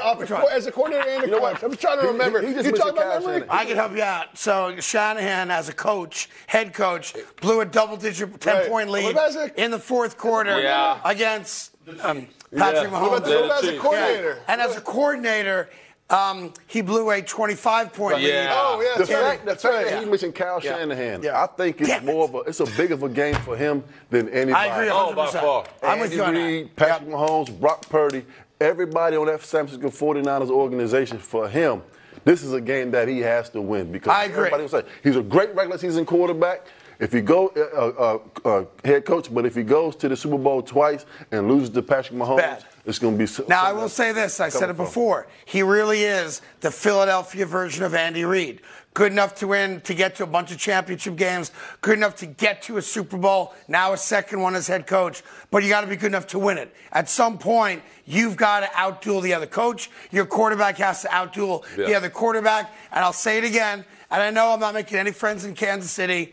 I don't really care. All right, I'm a New Yorker. And the reality is this. San Francisco is a better football team than the Kansas City Chiefs. On paper. You said that. Yeah, on paper. And been absolutely wrong. Once, as I recall. You Just said, one time. You said it. You said the same thing about the Miami Dolphins when they went to Kansas City. We keeping they were beat by 30. Sound like there's a big checklist there. I by 30. I got that one wrong. I got that one wrong. You got a lot of them wrong. It was also 40 below zero and howling winds in that game. You got Buffalo wrong, too. Yeah, I got that. And you got Baltimore But the wrong. question. Fair point. Fair. You know what's consistent? Quickly, I know we got to go, but quickly, there's a lot of questions if Brock Purdy is the future of the San Francisco 49ers. There's no questions about that. How did nobody question Shanahan if he loses this game? Who's asking the question if They tried to replace Purdy, him last offseason. Hold on. they try to replace an injured Brock Purdy with the greatest quarterback of all time. That's not a knock on Brock Purdy. That's Brock Purdy, like Plax, in a sling,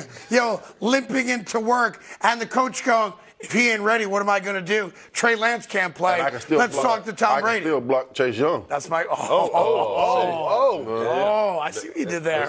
In any event, I think Brock Purdy is going to be the starting quarterback of San Francisco for the next decade. If he plays terrible, and they lose this football game, talk about it. He is still your franchise quarterback for the next 10 years. 100%. Oh my greatness! Yeah, because here's the deal: am I really going to bench a guy because he had a bad Super Bowl? I didn't say bench him. Am I going to cut franchise. him? He's my franchise quarterback for the next decade. For a big payday. I'll do it this way: if I'm San Francisco, the one position I don't have to worry about for the next decade is quarterback, because I got my quarterback, and he's right here. That's my guy. Oh, yeah. That's my guy. That's exactly what he's going to be doing. That's right. That's right. And by the way, if you need to rent a car from Enterprise, I can also help you out.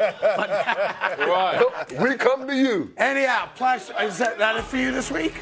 You done? You're not I'm done for the rest of the week. All right. You got 3 seconds. Who wins the Super Bowl? KC! That's why Plax said coming back.